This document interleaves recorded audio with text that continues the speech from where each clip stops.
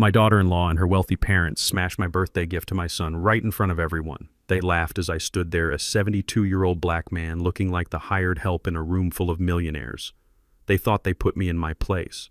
But then my son walked in, looked at his father-in-law, and said 5 words that made the entire room go dead silent. "You just bankrupted your family. They never saw it coming. My name is Nathaniel Rollins." Before I tell you exactly how I dismantled their arrogant little world piece by piece, let me know what city you are watching from in the comments below.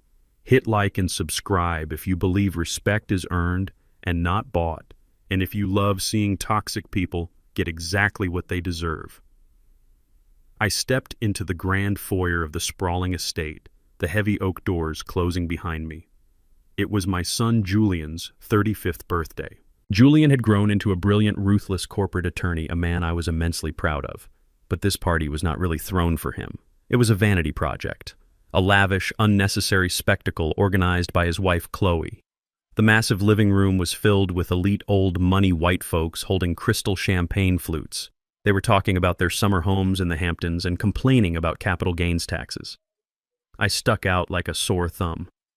I am a 72-year-old black man who spent his entire youth covered in engine grease sweating in factories during an era when men who looked like me were expected to stay out of sight. I was wearing my best pressed slacks and a simple brown corduroy jacket. I did not need to wear a $5,000 tuxedo because I know exactly who I am and what I have built. I held a small wooden box carefully in my rough hands.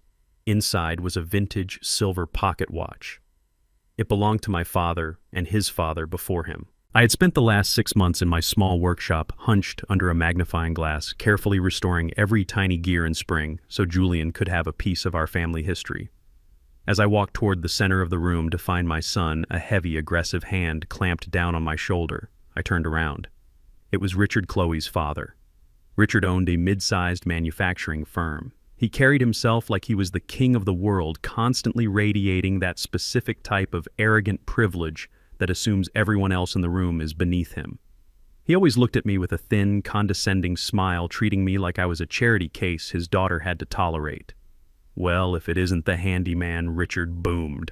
His voice was intentionally loud, designed to make the nearby guests turn around and stare at us. "You actually showed up, Nate. I am honestly surprised the valet let you park your old truck in the driveway." Before I could respond, Chloe rushed over. Her expensive silk dress rustled as she moved. She looked at me with a flash of pure embarrassment, her eyes scanning my simple clothes with absolute disdain. "Oh my God, Dad, leave him alone!" Chloe laughed, though there was absolutely no warmth in her voice. She turned to me, crossing her arms. "Nate Julian is busy networking with real executives right now. What is that in your hands?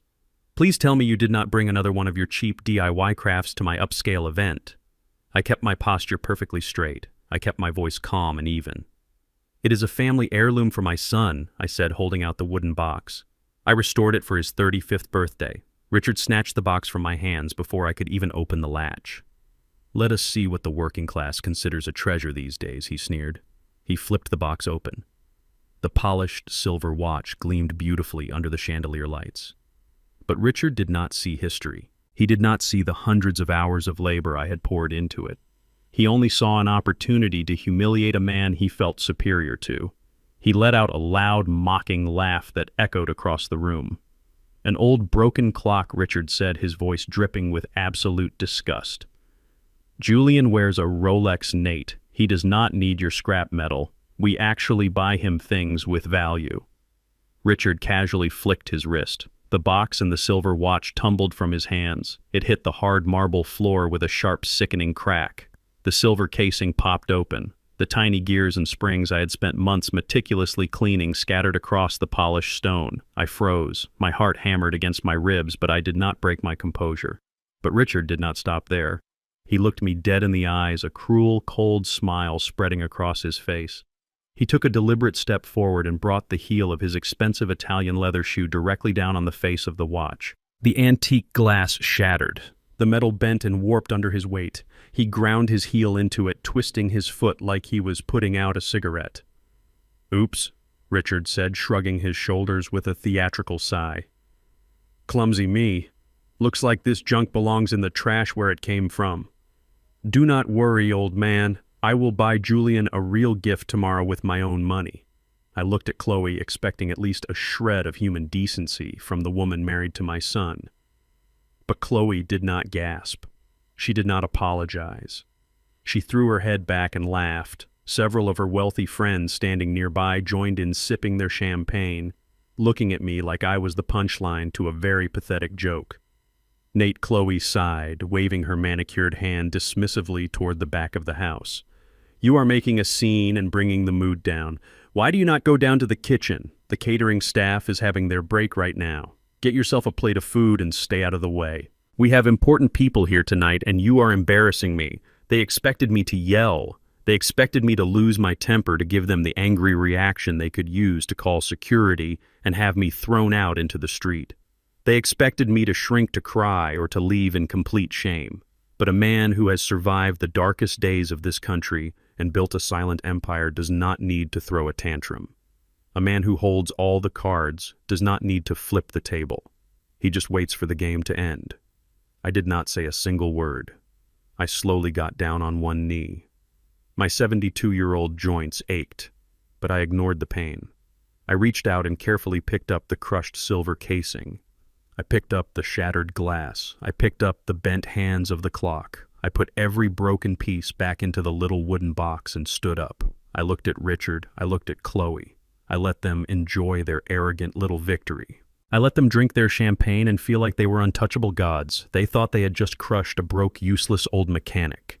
They had no idea they had just declared war on the man who secretly held the patents that kept Richard's entire manufacturing company alive. I closed the wooden box, slipped it into my coat pocket, and took a step back into the shadows of the grand room. I did not go to the kitchen. I stood perfectly still, waiting for my son to enter the room. The countdown to their absolute destruction had just begun, and I was going to enjoy every single second of it. The music in the grand ballroom continued to play a soft classical melody. The wealthy guests continued to sip their expensive champagne, completely oblivious to the fact that a line had just been crossed. I stood quietly near the heavy velvet curtains, my rough hand resting inside my coat pocket, my fingers tracing the jagged edges of the shattered silver watch. I did not feel humiliated anymore. I only felt a deep, cold anticipation. When you have lived as long as I have, you learn that revenge is not a loud explosion. It is a slow, methodical dismantling of your enemy's foundation. The heavy double doors at the entrance of the ballroom swung open. The subtle shift in the atmosphere was immediate. My son Julian walked into the room. Julian is not a man who enters a space quietly. He is 35 years old, a senior partner at one of the most ruthless corporate law firms in the country. My late wife Vivica and I raised him to be a predator in a world full of prey. We taught him how to read a room, how to spot a lie from a mile away, and how to strike only when the kill is absolutely guaranteed. He was wearing a dark, perfectly tailored suit. His posture was impeccable. As he stepped into the light of the crystal chandeliers, his sharp eyes immediately began to scan the crowd. He did not look at the expensive flower arrangements. He did not look at the catered food. He was looking for me. His eyes swept across the marble floor. He noticed the small, barely visible scratch on the polished stone where Richard had ground his expensive leather shoe. He saw the tiny microscopic gears from my father's watch that I had not been able to pick up, catching the light like crushed diamonds. And then his gaze found me standing in the shadows. He saw my posture. He saw the tight line of my jaw. He saw my hand buried deep in my pocket. Julian knew me better than anyone alive. He instantly knew exactly what had just happened. Before he could take a step toward me, Chloe spotted him. She practically launched herself across the room. Her silk dress flowed behind her as she ran, wearing a perfectly practiced mask of sweet, innocent concern. She threw her arms around his neck, pressing herself against his chest, totally unaware of the cold, rigid tension radiating from his body. "Oh, Julian, darling, you are finally here," Chloe cooed loudly, making sure the surrounding guests could hear her performance. "We were so worried. Your father had a terrible little accident just a moment ago." Julian did not hug her back. He did not even look at her. His eyes were locked firmly on Richard, who was standing a few feet away, swirling a glass of red wine with a smug, victorious grin on his face. Chloe continued her pathetic script, totally oblivious to her husband's freezing demeanor. "He is just so incredibly clumsy. She sighed, shaking her head in fake pity. He brought some old piece of junk, dropped it right on the floor, and almost ruined my father's brand new shoes. I told him he should go rest in the kitchen with the catering staff, but you know how stubborn he gets. Richard let out a loud, booming chuckle, stepping forward to join the conversation. He clapped a heavy hand on Julian's shoulder, acting like the benevolent patriarch of the manor. "Do not be too hard on the old man," Julian, Richard said, his voice dripping with absolute condescension. "He is getting up there in years. The hands get shaky, the mind gets a little foggy. I will have the maids sweep up the garbage he left on the floor. Come on, let me introduce you to the CEO of a real estate firm who wants to talk to you." Richard expected Julian to smile. He expected Julian to nod obediently and follow him like a well-trained dog. Richard firmly believed that because he was a wealthy white man who owned a manufacturing company, he was the ultimate authority in the room. He thought Julian was just a smart, lucky black kid who had been blessed to marry into his superior family. Julian slowly reached up and removed Richard's heavy hand from his shoulder. He did it with such a clinical, deliberate motion that it looked like he was removing a piece of dirty trash from his expensive suit. Julian then turned to Chloe. He gently took her arms from around his neck and pushed her away.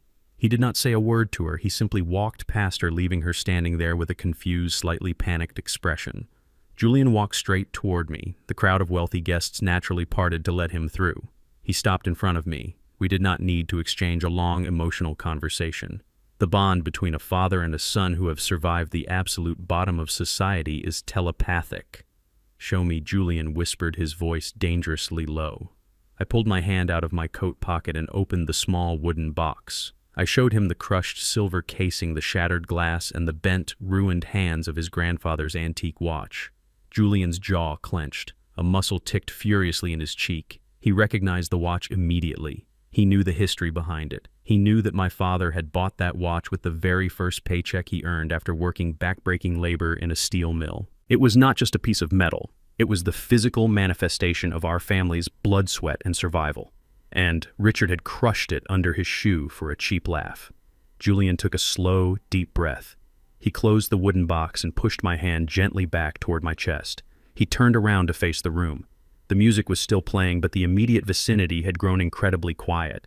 The guests could sense the massive shift in the atmospheric pressure. Richard was still standing there, holding his wine glass, but his smug smile was beginning to falter. He shifted his weight uncomfortably under Julian's dead, unblinking stare. Julian began to walk slowly back toward Richard.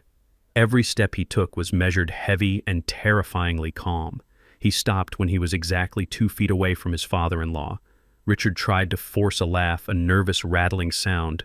"Come on now, Julian," Richard stammered, his false bravado crumbling. "It was just a piece of junk. I told you I will buy you a real gift tomorrow.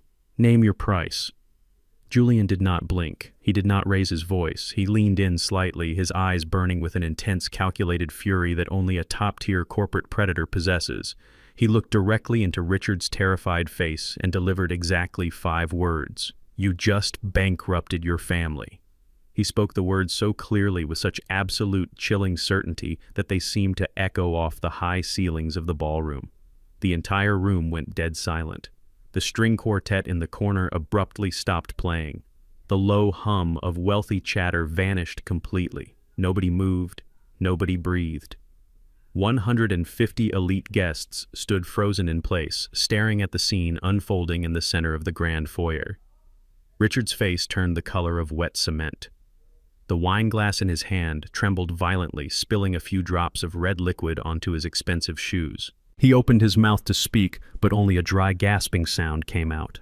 "What are you talking about?" Richard finally choked out, his voice completely stripped of its arrogant power. Before Julian could answer, Chloe absolutely lost her mind. The perfectly constructed illusion of her superiority shattered into a million pieces. The reality of what she had just heard bypassed her logic and struck her directly in her massive, fragile ego. She stomped her high heel against the marble floor, her face turning a blotchy, furious red. "Are you completely insane?" Chloe screamed, her shrill voice shattering the heavy silence of the room. "How dare you speak to my father like that? He is a respected CEO. You are humiliating us in front of all of our important friends. Have you lost your mind?" Julian slowly turned his head to look at her. He looked at her not as a husband looks at a wife, but as a judge looks at a convicted criminal right before delivering the maximum sentence. Chloe did not understand the danger she was in. She was too accustomed to throwing tantrums and getting exactly what she wanted. She pointed a shaking, manicured finger directly at me. "This is all because of him," Chloe shrieked, tears of pure rage springing to her eyes. "This is because of your pathetic, useless old father. He comes in here dressed like a homeless person, ruins my perfect party, and now you are attacking my family to defend him. I will not tolerate this disrespect."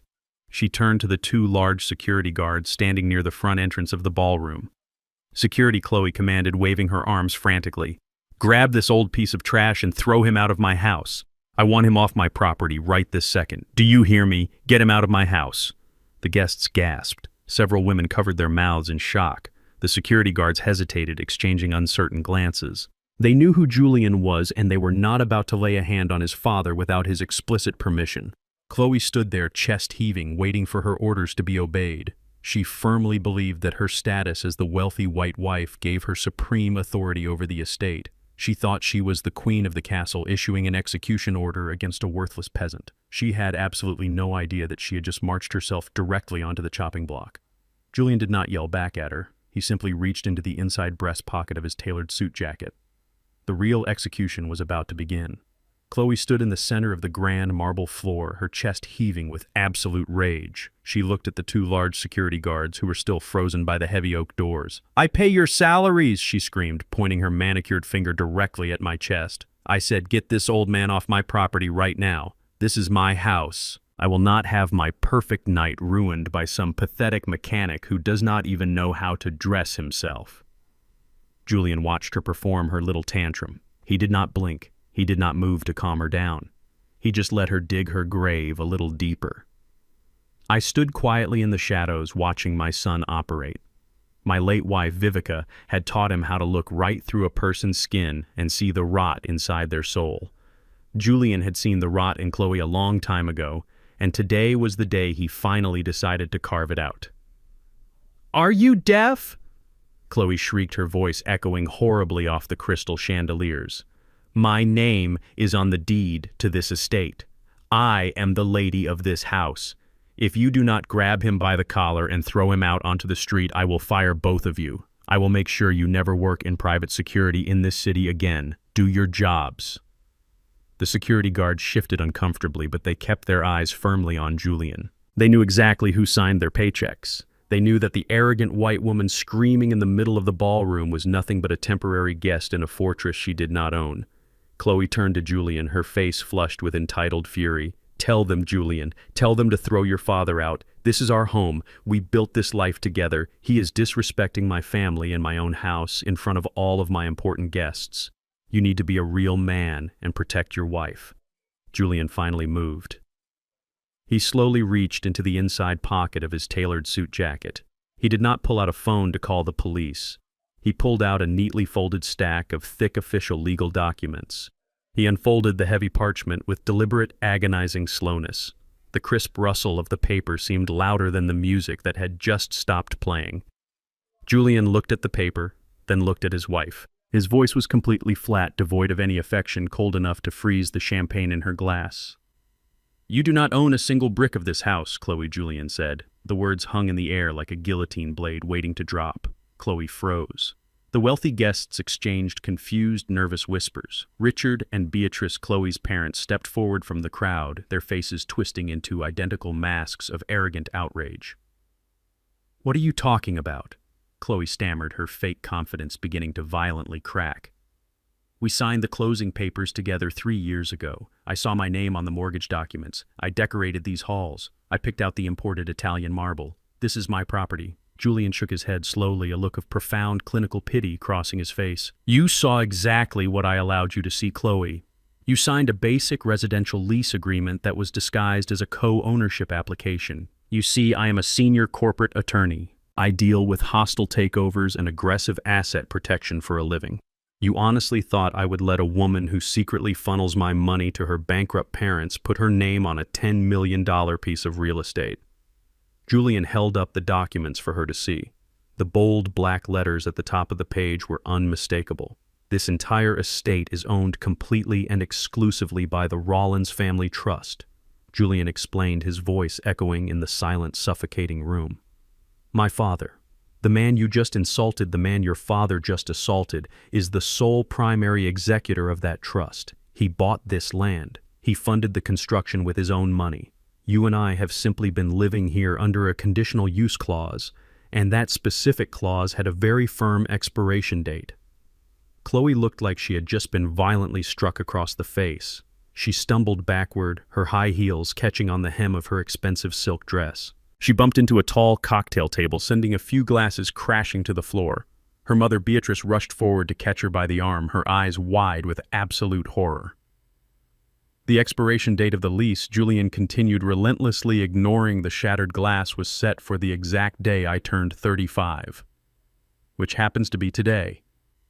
At midnight tonight, your legal right to occupy this property officially and permanently terminates. And since you just decided to publicly humiliate the man who actually owns the roof over your head, I am accelerating the timeline. Julian checked his expensive watch, tapping the glass face with his index finger. You have exactly 1 hour to pack your designer clothes, gather your expensive shoes, and get off my father's property. If you are still inside these walls in 61 minutes, I will have those security guards drag you out by your hair for criminal trespassing. The collective gasp from the elite crowd was audible.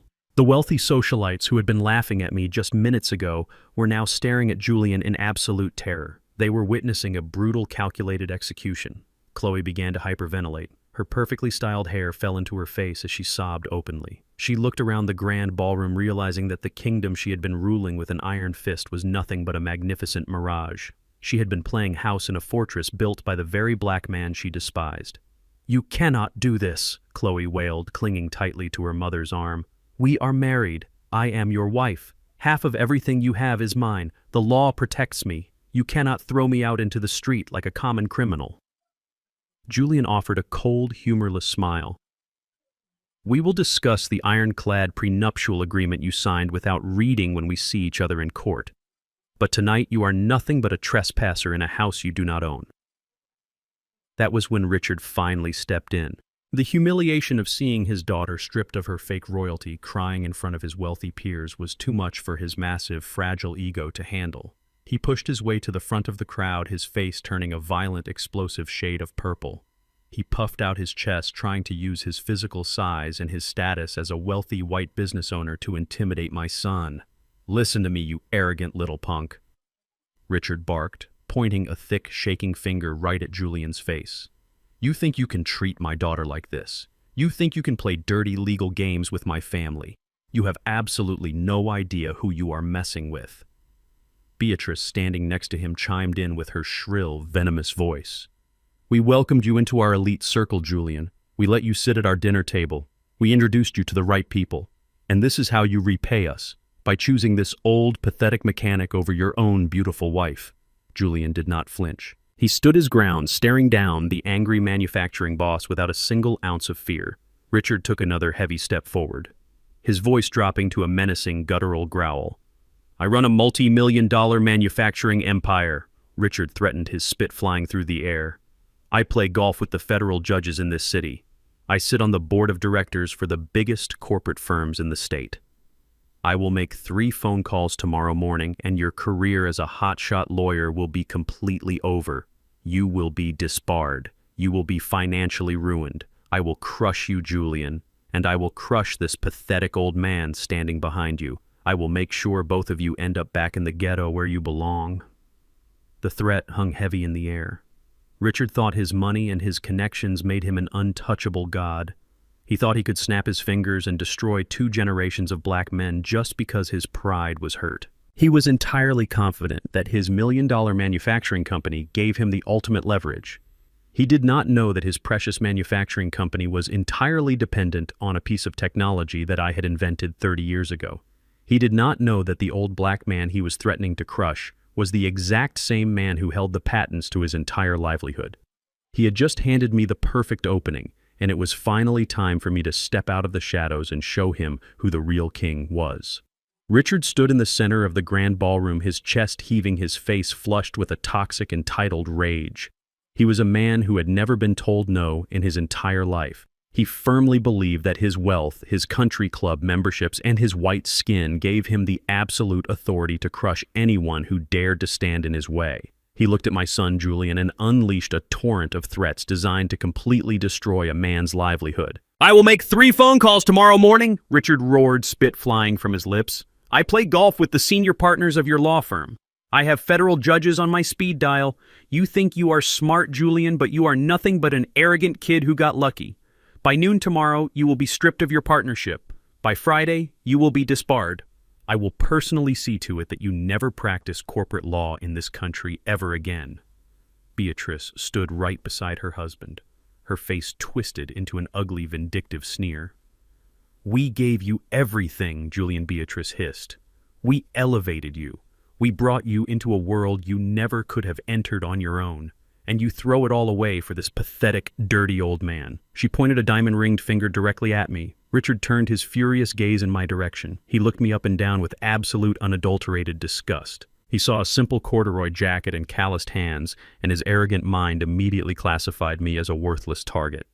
"And as for you," Richard spat, taking a heavy step toward me, "you are going to die in the exact same gutter you came from. You think you can walk into my daughter's party, drop your garbage on the floor, and let your son disrespect my family? I am going to bury you both. I am going to tie you up in so much litigation that you will spend the last few miserable years of your life sleeping on a park bench." Julian did not flinch. He did not raise his voice to defend himself. He simply looked at me, a brief silent exchange passing between us. He had played his part perfectly. He had stripped Chloe of her fake castle and exposed her greed. Now it was my turn to dismantle the king.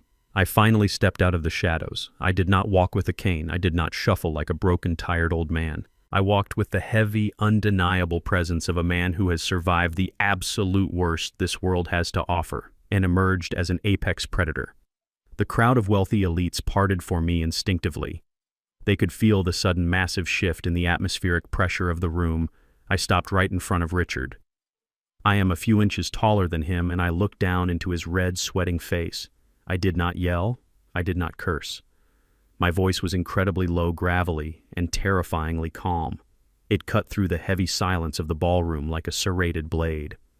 "Richard," I said softly, "you own a mid-sized industrial manufacturing firm on the south side of the city. You specialize in high-pressure automotive and aerospace components, is that correct?" Richard blinked, entirely caught off guard by the question. He expected me to beg. He expected me to cower in fear of his powerful connections and his legal threats. He did not expect me to casually bring up his business portfolio in the middle of a screaming match. "What does my company have to do with you, you old fool?" Richard sneered, trying desperately to recover his aggressive momentum.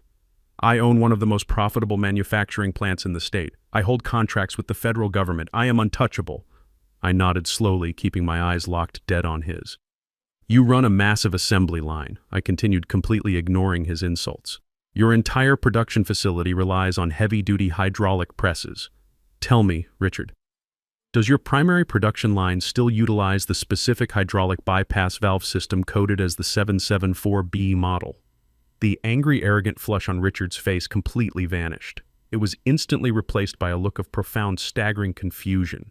His brow furrowed. He stared at me, trying to process how a man he viewed as a worthless mechanic knew the exact, highly classified alphanumeric operational code of his most critical factory machinery. "How do you know about the 774B valve?" Richard demanded, his voice suddenly losing its booming authority. "That is proprietary operational data. You have no business knowing anything about the internal mechanics of my assembly line." I reached into the pocket of my simple corduroy jacket. I did not pull out a weapon.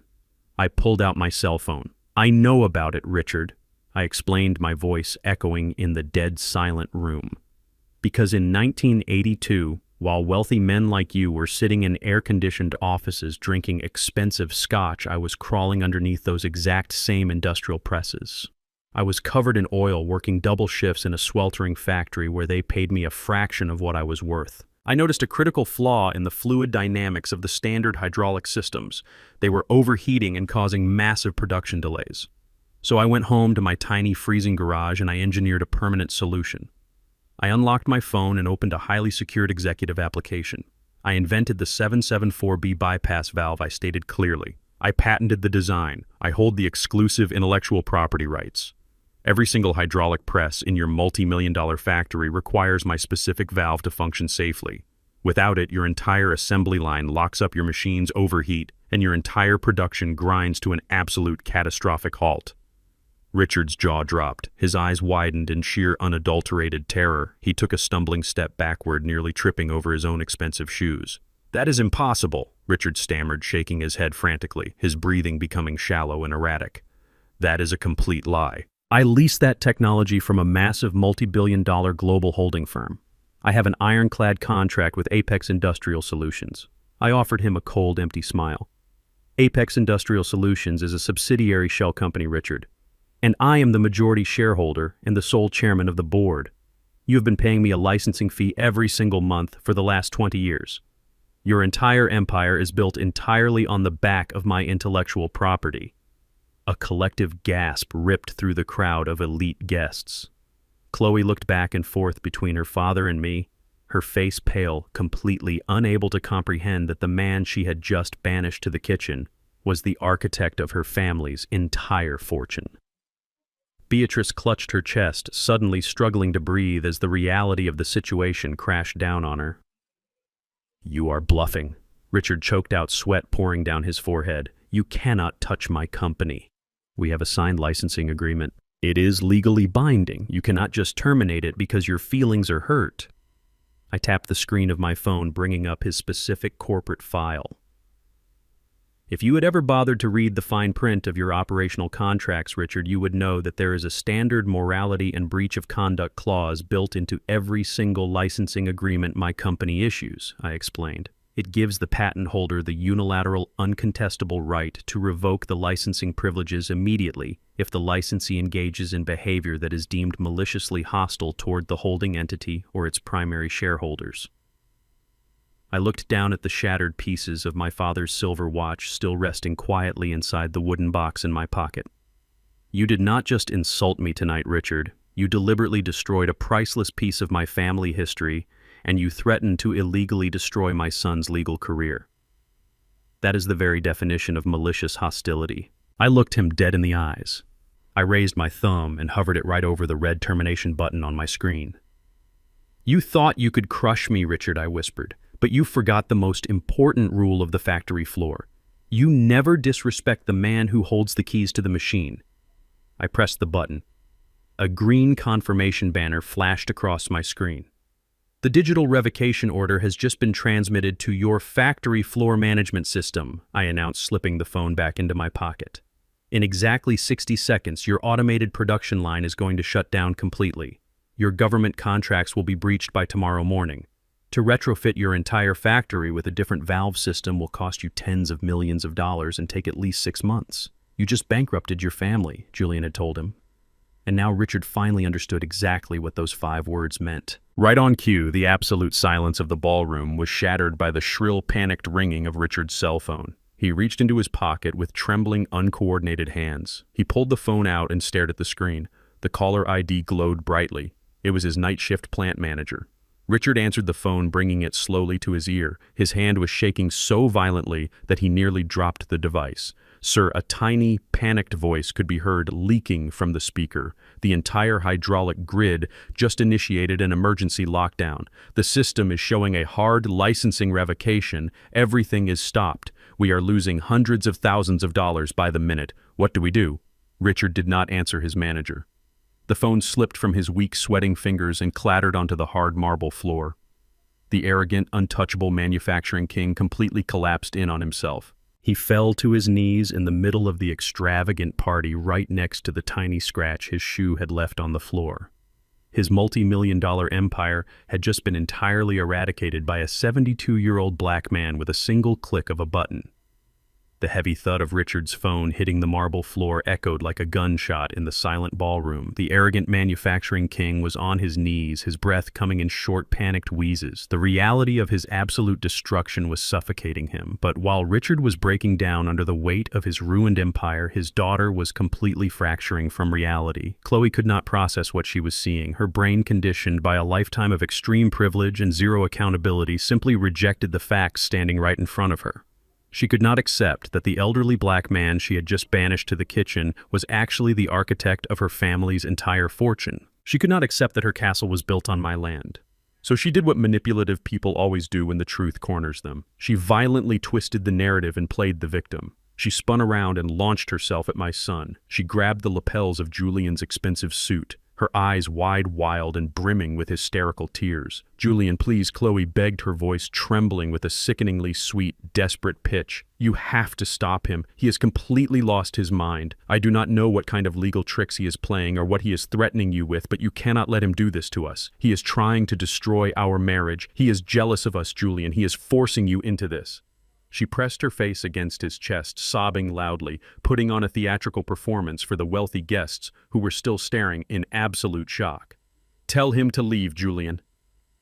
Chloe wept, her manicured fingers digging into his jacket. "Tell him to get out and fix whatever computer virus he just sent to my father's company. We are a team, Julian. We love each other. You need to protect your wife from this crazy old man."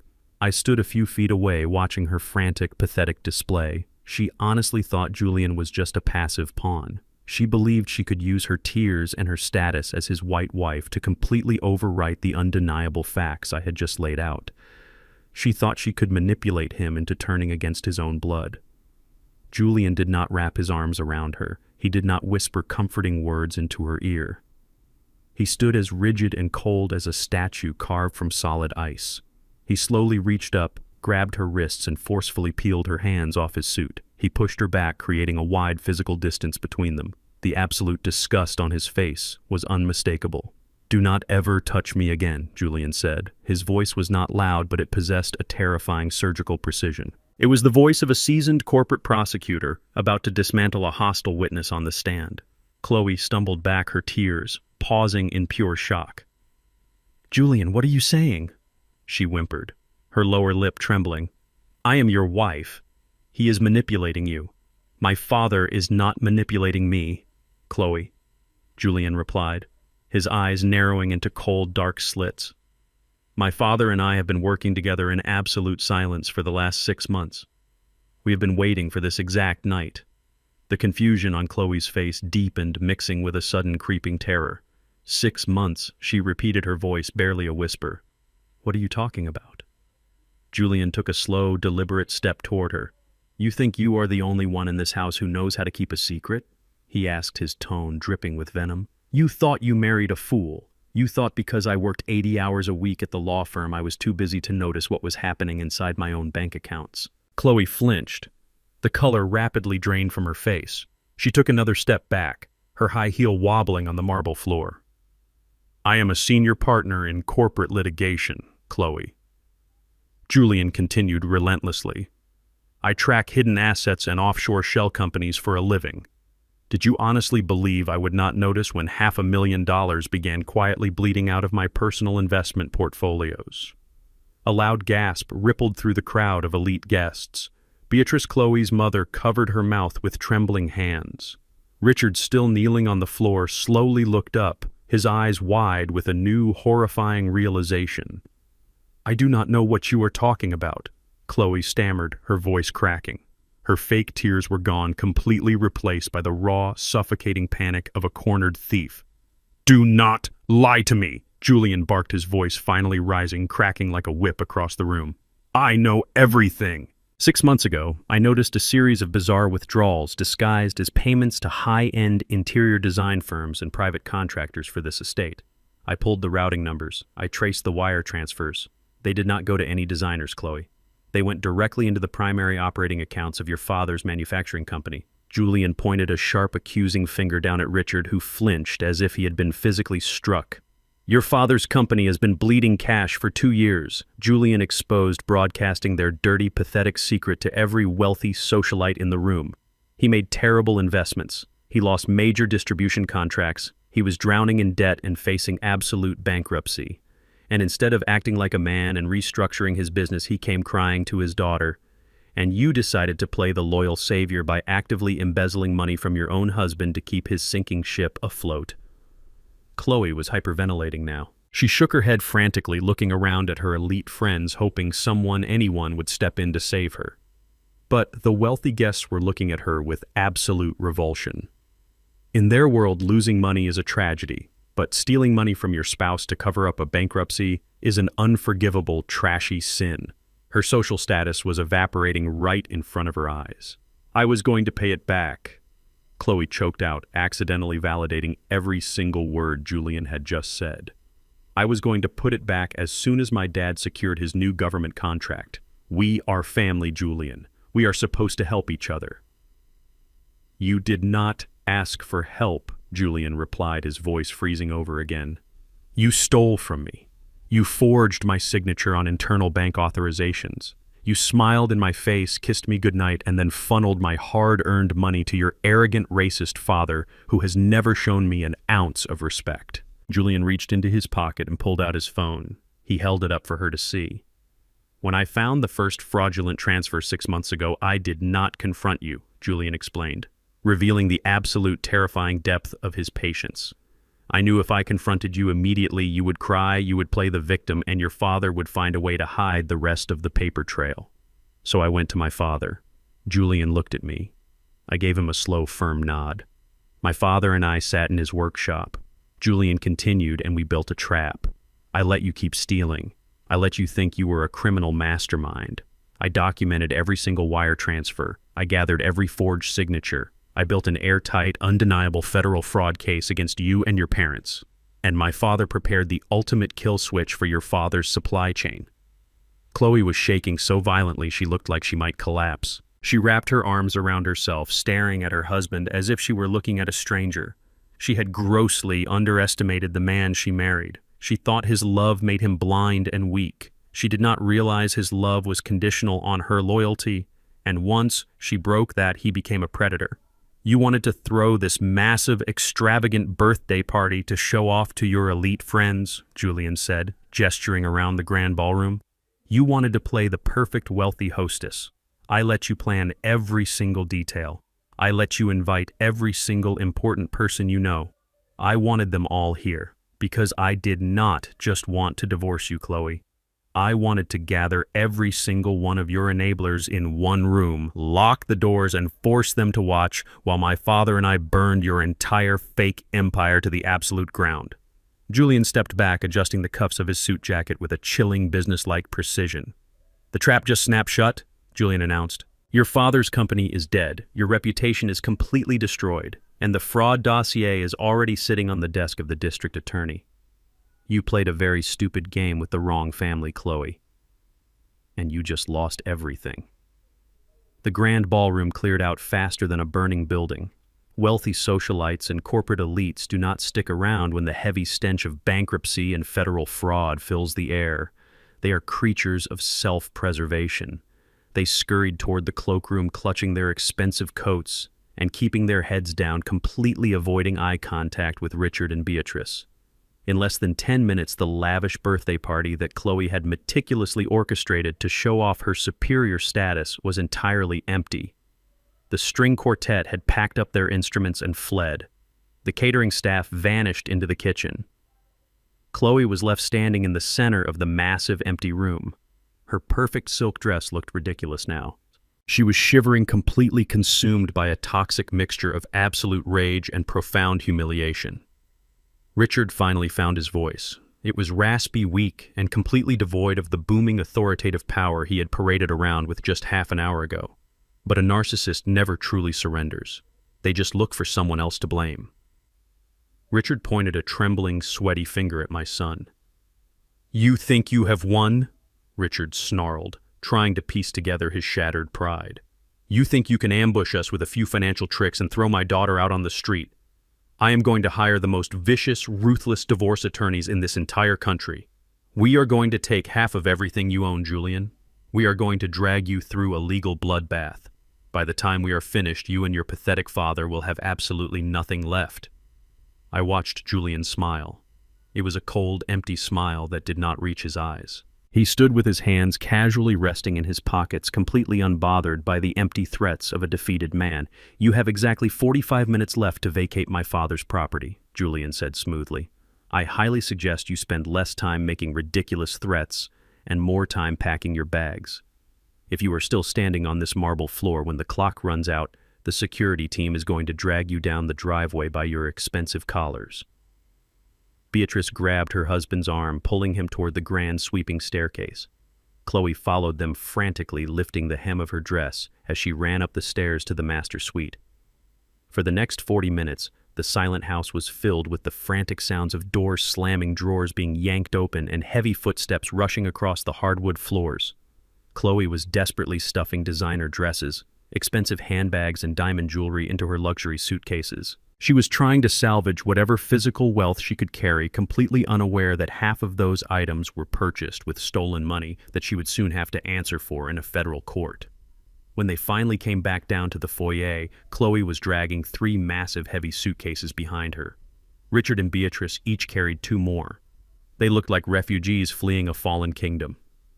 Not a single member of the household staff stepped forward to help them carry their bags.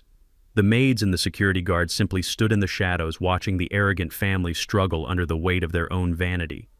They walked out through the heavy oak doors, the exact same doors Chloe had tried to banish me from just an hour earlier. They marched out into the cool night air, their pride utterly crushed, completely stripped of their power and their fake royalty. Julian and I did not watch them drive away. We walked into his private study, a quiet room lined with dark wood and heavy books. Julian walked over to a crystal decanter and poured 2 generous glasses of aged bourbon. He handed one to me. We clinked our glasses together in the quiet room. We toasted to my father, whose broken silver watch now rested safely on the center of the mahogany desk. The silence in the house was absolutely beautiful. We took our seats and waited. We knew exactly what was happening at that very moment. Chloe and her parents were driving into the heart of the city in Richard's luxury car, fuming with anger, plotting their grand imaginary revenge.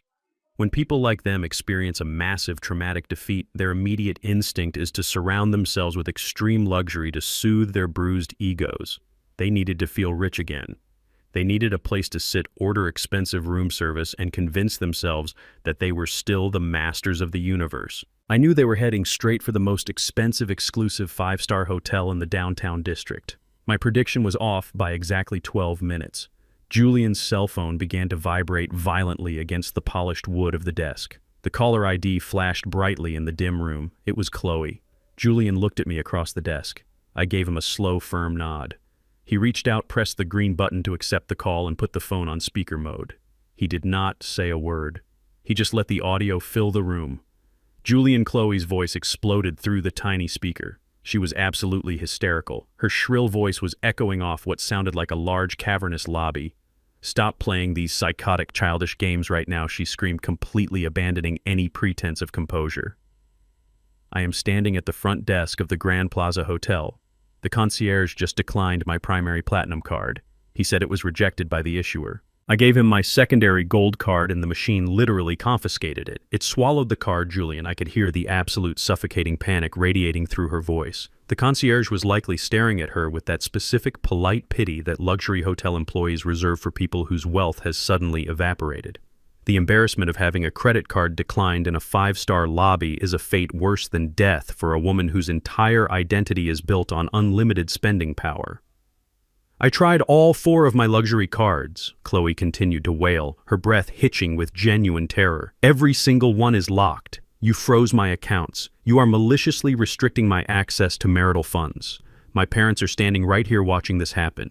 You are humiliating me in public. You need to call the bank and authorize these charges right this second, or I swear I will add financial abuse to the lawsuit my father is filing tomorrow."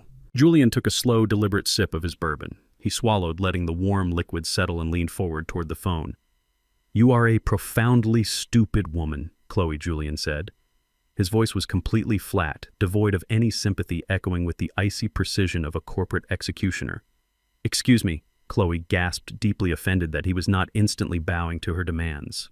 "You claim to be so sophisticated," Julian continued calmly. You brag about your elite status and your vast understanding of wealth. Yet in 3 years of marriage, you never once bothered to look at the actual billing statements for those shiny platinum cards you love to swipe so much. What are you talking about? She demanded, though her voice was starting to waver. I know my accounts. I know what my limits are. Unfreeze them right now. They are not your accounts, Julian explained, slowly, speaking to her as if she were a very slow, very stubborn child. Those cards are not tied to my personal checking account. They are not marital assets. They are not joint credit lines. They are supplementary corporate expense accounts. They are entirely underwritten, funded, and legally guaranteed by a private logistics firm. Julian paused, letting the silence stretch for a brief, agonizing moment. They are guaranteed by SJ Holdings, Julian stated, my father's company, the exact same company your father is currently trying to figure out how to survive without. I could hear a sharp, sudden intake of breath from the other end of the line. The terrifying reality was finally crashing down on her. The money she used to buy her designer dresses, the money she used to pay for her lavish lunches, the money she thought proved she was better than the old black man she banished to the kitchen. It all belonged to me. Every single penny of her fake luxury lifestyle was funded by my sweat. Julian delivered the final devastating blow. I did not freeze your cards, Chloe, Julian said, his voice dropping to a dark, unforgiving whisper. My father did. And he did not do it just now. He locked those accounts the exact second your arrogant father brought his heel down on my grandfather's antique watch. You have $0. You have zero credit. You have absolutely zero leverage. There was no screaming on the other end of the line. There were no more threats about vicious lawyers or massive lawsuits. There was only a dead, hollow silence followed by the sound of Chloe's frantic, terrified breathing. She was standing in the lobby of a luxury hotel she could not afford, surrounded by parents who were just as broke as she was, realizing that she had absolutely nothing left to her name. Julian reached out and pressed the red button, cutting the connection completely. The room returned to its peaceful, beautiful silence. He picked up his glass of bourbon and raised it toward me. I raised my glass in return. The shark had just realized it had no teeth, and the water was rapidly draining from the tank. The morning after a massacre is always the most revealing. When you completely destroy a person's entire false reality, they do not wake up with a sudden sense of humility. They do not look in the mirror and decide to become better people. They wake up desperate, angry, and looking for a bigger weapon. I was sitting across from my son Julian at his heavy mahogany dining table. We were drinking black coffee and reviewing the digital fallout from the night before. Richard's manufacturing company was currently hemorrhaging money by the second. The hydraulic presses were completely locked out. The night shift had been sent home. The morning shift was standing around in absolute confusion. Julian knew his wife better than anyone in the world. He looked at me over his coffee cup and told me that Chloe and her father were going to run to the biggest legal shark in the city. He said they honestly believed that a piece of paper and a loud white lawyer would somehow erase the fact that she stole from him and her father relied entirely on my patents. I nodded slowly. I told Julian to let the shark swim to us. We did not have to wait very long at all. At exactly 9:30 in the morning, Julian's private cell phone began to ring. The caller identification displayed the name Vance and Sterling Legal Group. Julian let out a dry, humorless laugh. He told me that Vance and Sterling was the most notorious cutthroat divorce firm in the entire state. They specialized in representing wealthy, entitled white women who wanted to completely strip their husbands of every single asset they owned. They were famous for aggressive litigation, freezing bank accounts, and dragging out divorces until the husband simply surrendered out of sheer financial exhaustion. Julian reached for the phone, but I placed my heavy hand over his. I told him to put this device on the table and turn on the speakerphone. I wanted to handle this specific piece of garbage myself. Julian smiled, tapped the green button, and leaned back in his chair. Julian, a loud, incredibly arrogant voice boomed through the small speaker. This is Arthur Vance, senior partner at Vance and Sterling. I am sitting here in my office with your wife Chloe and your father-in-law Richard. I am calling to inform you that we are filing a massive, comprehensive divorce petition this morning. We are seeking immediate emergency spousal support, full access to all joint investment accounts, and a complete restraining order regarding the property you illegally evicted her from last night. Vance did not pause to let Julian speak. He was using the classic bully tactic. Talk fast, talk loud, and overwhelm the target. He wanted to establish absolute dominance right from the start. Listen to me very carefully, boy, Vance continued, his tone dripping with racial and class superiority. You made a very serious mistake last night. You embarrassed a highly respected family. Richard has authorized me to spare absolutely no expense in completely destroying your life. We are going to freeze your law firm partnerships. We are going to audit every single penny you have ever earned. You think you are a smart lawyer, but you are completely out of your league. We want a settlement of $10 million by the end of the week, or we will bury you so deep you will not see daylight again. I let him finish his little speech. I let the silence hang in the air for a long, uncomfortable moment. People who talk too much are always terrified of silence. I leaned forward, bringing my face close to the microphone on the phone. "Mr. Vance," I said, my voice deep gravelly and completely calm. "Julian is not going to be speaking with you today. You are speaking with Nathaniel Rollins." There was a slight pause on the other end of the line. I could hear papers shuffling. Vance let out a condescending sigh. The Father Vance said dismissively, the mechanic. "Listen, old man, I do not have time to talk to the hired help. Put your son back on the phone before I add elder abuse to the list of charges we are bringing against him." I did not raise my voice. I did not insult him. I simply asked a question. "Mr. Vance, what is the exact physical address of your prestigious law firm?" Vance scoffed loudly. "Are you completely incompetent? We are located at 400 West Madison Street, Suite 5500. The premium executive floors. Not that you would ever be allowed past the lobby security. Now put Julian on the line." 400 West Madison Street. I repeated slowly, letting every syllable land with heavy precision. "Yes, I know the building very well, Mr. Vance. It has beautiful glass elevators and a very impressive marble atrium. I know it well because my private holding company, Rollins Trust and Equities, wired $65 million to purchase that entire commercial property at exactly 8 o'clock this morning." The line went completely, absolutely dead silent. I could practically hear the oxygen leaving the room miles away in downtown Chicago. The arrogance evaporated into thin air. "You see, Mr. Vance," I continued smoothly, "I am a man who likes to be prepared. I had my team audit the tenant rent rolls of my new building before the purchase officially cleared. I noticed that Vance and Sterling Legal Group recently let their long-term commercial lease expire. You are currently operating on a month-to-month holdover agreement while you try to negotiate a lower rate. Is that correct?" Vance did not say a word. I could hear his rapid, shallow breathing through the speaker. He was a shark who had just realized he was swimming in a tank owned by a much bigger, much hungrier predator. He realized he was talking to a ghost, a black man he had dismissed as a peasant, who suddenly held the keys to his entire corporate existence. As the sole owner of the building, I stated coldly, "I have the unilateral legal authority to adjust the terms of any month-to-month holdover tenancy. Effective immediately, your monthly office rent is tripled. Furthermore, if you file a single piece of paper on behalf of Chloe or Richard, if you even draft an email with my son's name on it, I will issue an immediate 30-day notice to vacate. I will legally evict your entire firm. I will throw your mahogany desks, your fancy leather chairs, and your arrogant self out onto the sidewalk. And because I hold immense influence in the commercial real estate sector of this city, I will personally guarantee that no other premium building will ever lease office space to you again." The silence on the phone was absolute. The booming voice of the powerful white lawyer had completely vanished. He had been reduced to a terrified, speechless coward in less than 2 minutes. When you strip away a man's artificial leverage, you find out very quickly exactly what he is made of. Vance was made of nothing but cheap suits and empty threats. "So, Mr. Vance," I asked quietly, "are we going to court?" "Mr. Rollins." Vance choked out, his voice cracking and high-pitched. "There has been a massive misunderstanding. I sincerely apologize. We have no interest in pursuing this case. We are dropping them as clients immediately."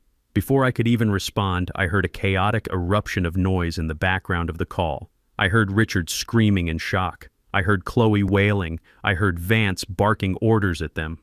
"Get out of my office!" Vance roared at them, completely abandoning his professional demeanor. "Get out right now.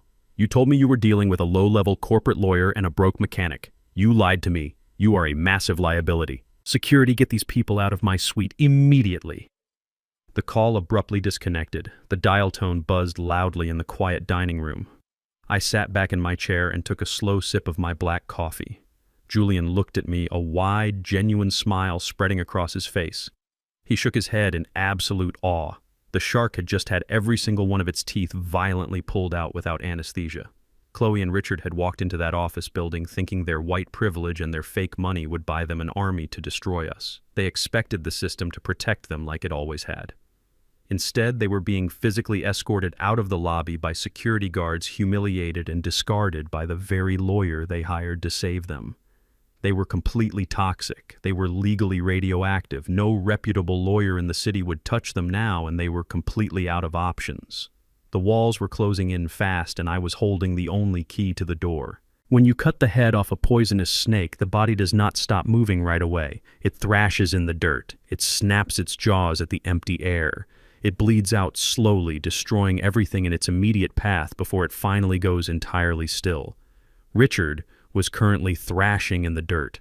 The digital kill switch I activated had completely paralyzed his entire manufacturing empire. I did not need to be standing inside his massive industrial plant to know exactly what was happening on the factory floor. The heavy steel hydraulic presses were completely dead. The conveyor belts were frozen in place. Hundreds of confused factory workers were standing around in the sweltering heat, looking up at the glass windows of the executive offices, waiting for answers that their arrogant boss could not possibly give them. In the high-stakes world of industrial manufacturing, time is not just money. Time is absolute survival.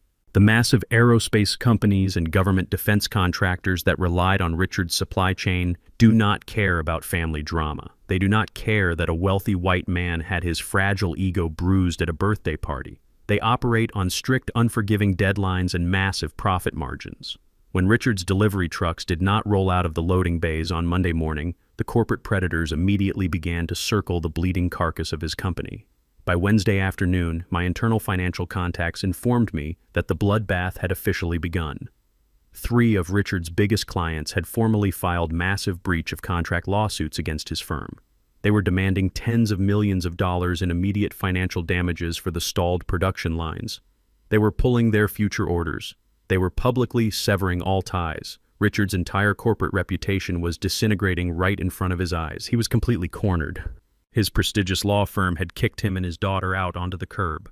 Traditional banks had taken one look at his frozen assembly line, the mounting lawsuits, and his toxic public profile, and they immediately denied him any emergency lines of credit. A normal man would have looked at the wreckage, admitted defeat, declared bankruptcy, and tried to salvage whatever scraps of dignity he had left. But Richard was not a normal man. He was a man deeply infected with the terminal disease of white privilege and unearned entitlement. He firmly believed he was meant to rule the world, and he was completely willing to step on the necks of innocent people to keep his paper crown from falling. When the bright, secure doors of legitimate banking are slammed shut, desperate men are forced to crawl into the dark. Richard needed a massive influx of cash immediately to pay off his furious corporate clients and keep the lights on in his dead factory.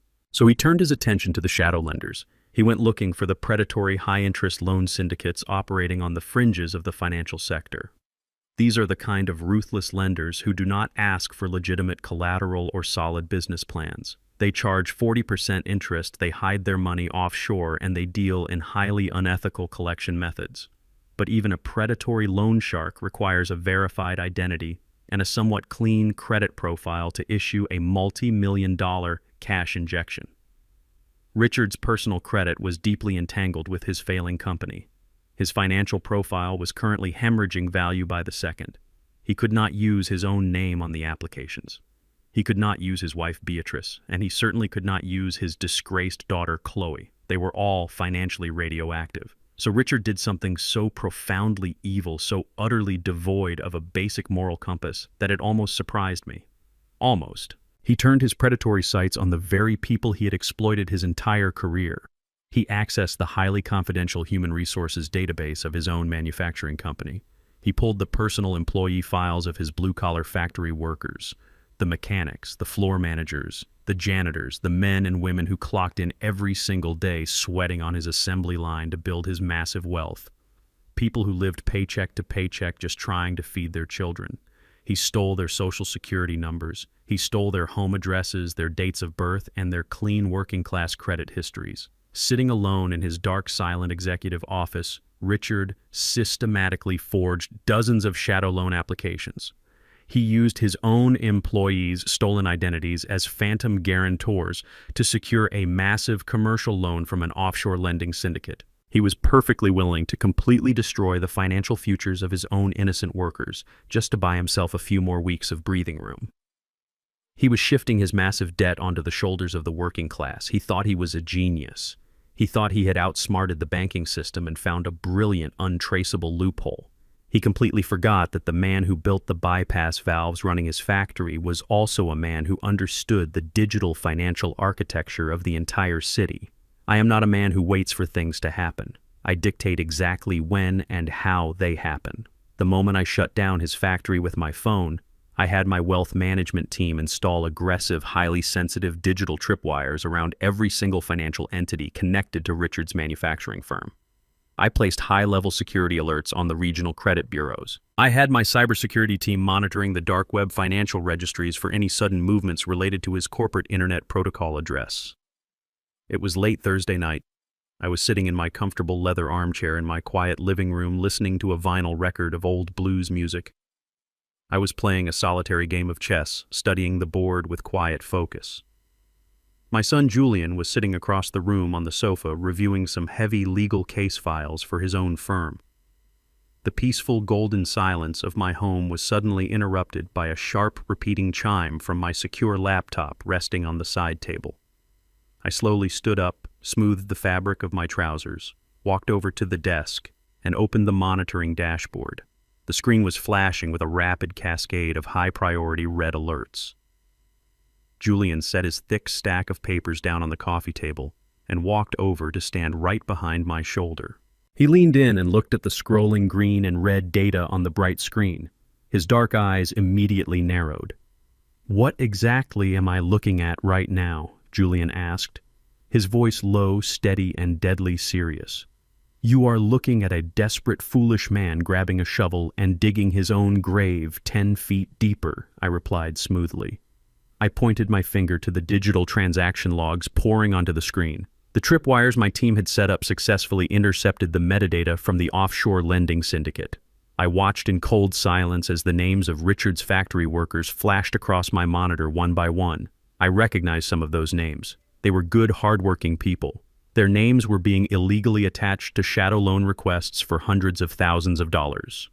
The monitoring system successfully traced the origin of the fraudulent applications directly back to the static internet protocol address of Richard's executive office. "He is committing mass identity theft," Julian stated, a look of pure clinical disgust washing over his face. "He is literally stealing the credit profiles of his own employees to secure shadow loans to save his bankrupt company. This is not just a standard white-collar violation. This is a severe federal felony. The Department of Justice will absolutely bury him under a federal prison for this." I nodded slowly, keeping my eyes locked on the scrolling numbers. I felt a cold, hard anger settling deep into my chest. Richard had spent his entire arrogant life looking down on working-class people. He had looked at me in my simple corduroy jacket at that birthday party and treated me like absolute trash. Now he was literally stealing the identities of hardworking men and women to save his own miserable skin. He was willing to let innocent families face absolute financial ruin just so he could pretend he was still a successful, wealthy chief executive. I did not immediately pick up the phone to call the authorities. A novice fighter strikes the moment he sees an opening. A grandmaster waits until the opponent has completely committed to the fatal move. You never interrupt your enemy when he is making a catastrophic mistake. I picked up my cell phone and called my lead cybersecurity expert. I instructed him to carefully and quietly clone all the incoming data. We captured the forged electronic signatures. We secured the internet routing logs. We downloaded the exact digital timestamps of every single fraudulent loan application submitted from Richard's computer. We built an impenetrable, perfectly documented digital fortress of evidence around his crimes. Julian stood beside me, his arms crossed tightly over his chest, watching the final pieces of criminal evidence compile into a secure, highly encrypted digital folder on my desktop. He shook his head slowly, amazed by the sheer stupidity of the man who used to be his father-in-law. He actually thinks he is getting away with it, Julian whispered into the quiet room. He is sitting in his office right now looking at that pending loan approval screen, honestly thinking he just saved his empire. Let him think that, I replied, closing the laptop with a soft, definitive click. Let him feel the relief. Let him believe he has successfully cheated the system one more time. Because when the heavy iron hammer finally drops, I want him to know exactly whose hand was swinging it. I walked back to the chessboard and looked down at the carved wooden pieces. I reached out and moved my knight, placing the opposing king in an absolutely inescapable, brutal check. Richard was currently thrashing in the mud, pulling innocent working-class people down into the dirt with him, desperately trying to keep his head above the rising water. He had absolutely no idea that I had just quietly drained the entire swamp. The digital dossier was completely sealed. The evidence of his federal crimes was irrefutable. I had the exact weapon I needed to permanently erase him from the corporate world and lock him inside a concrete cell.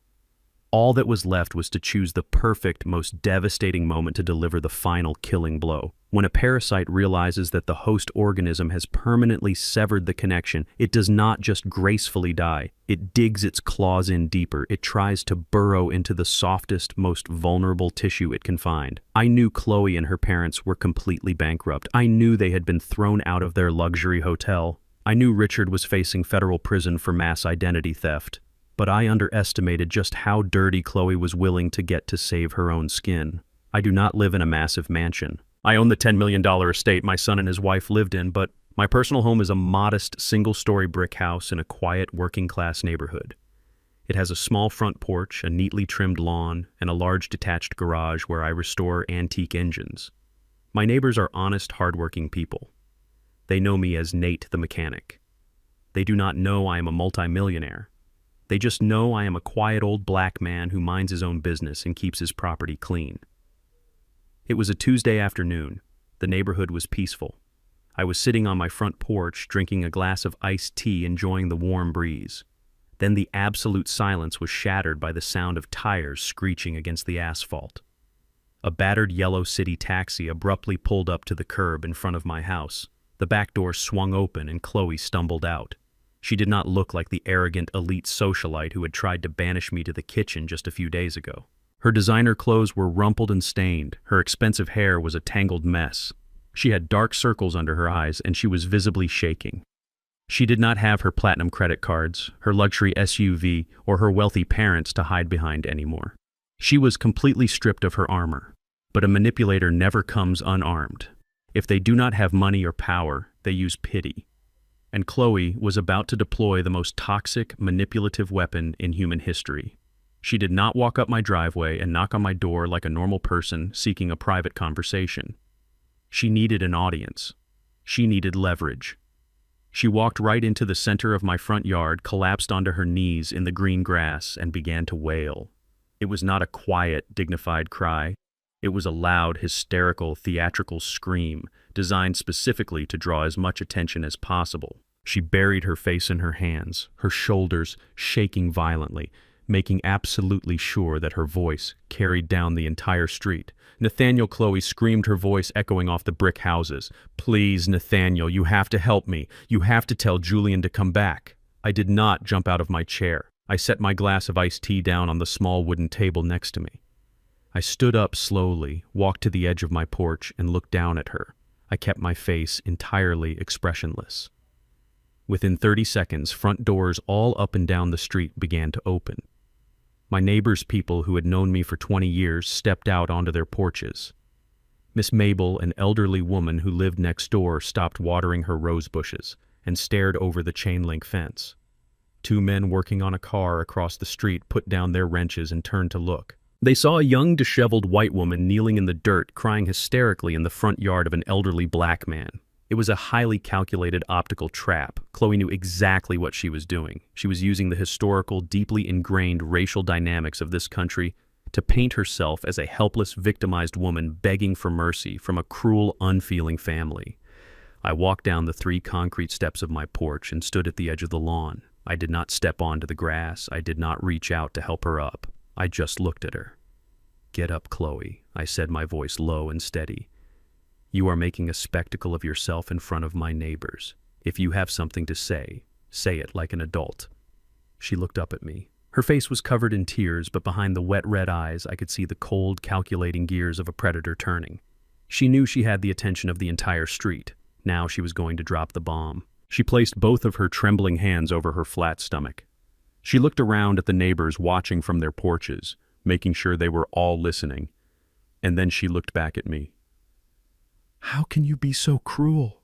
Chloe sobbed, raising her voice even louder. "Julian threw me out on the street. He froze all of my bank accounts. He left me with absolutely nothing. And he knows I am pregnant, Nathaniel. I am carrying your grandchild. I am carrying the Rollins heir."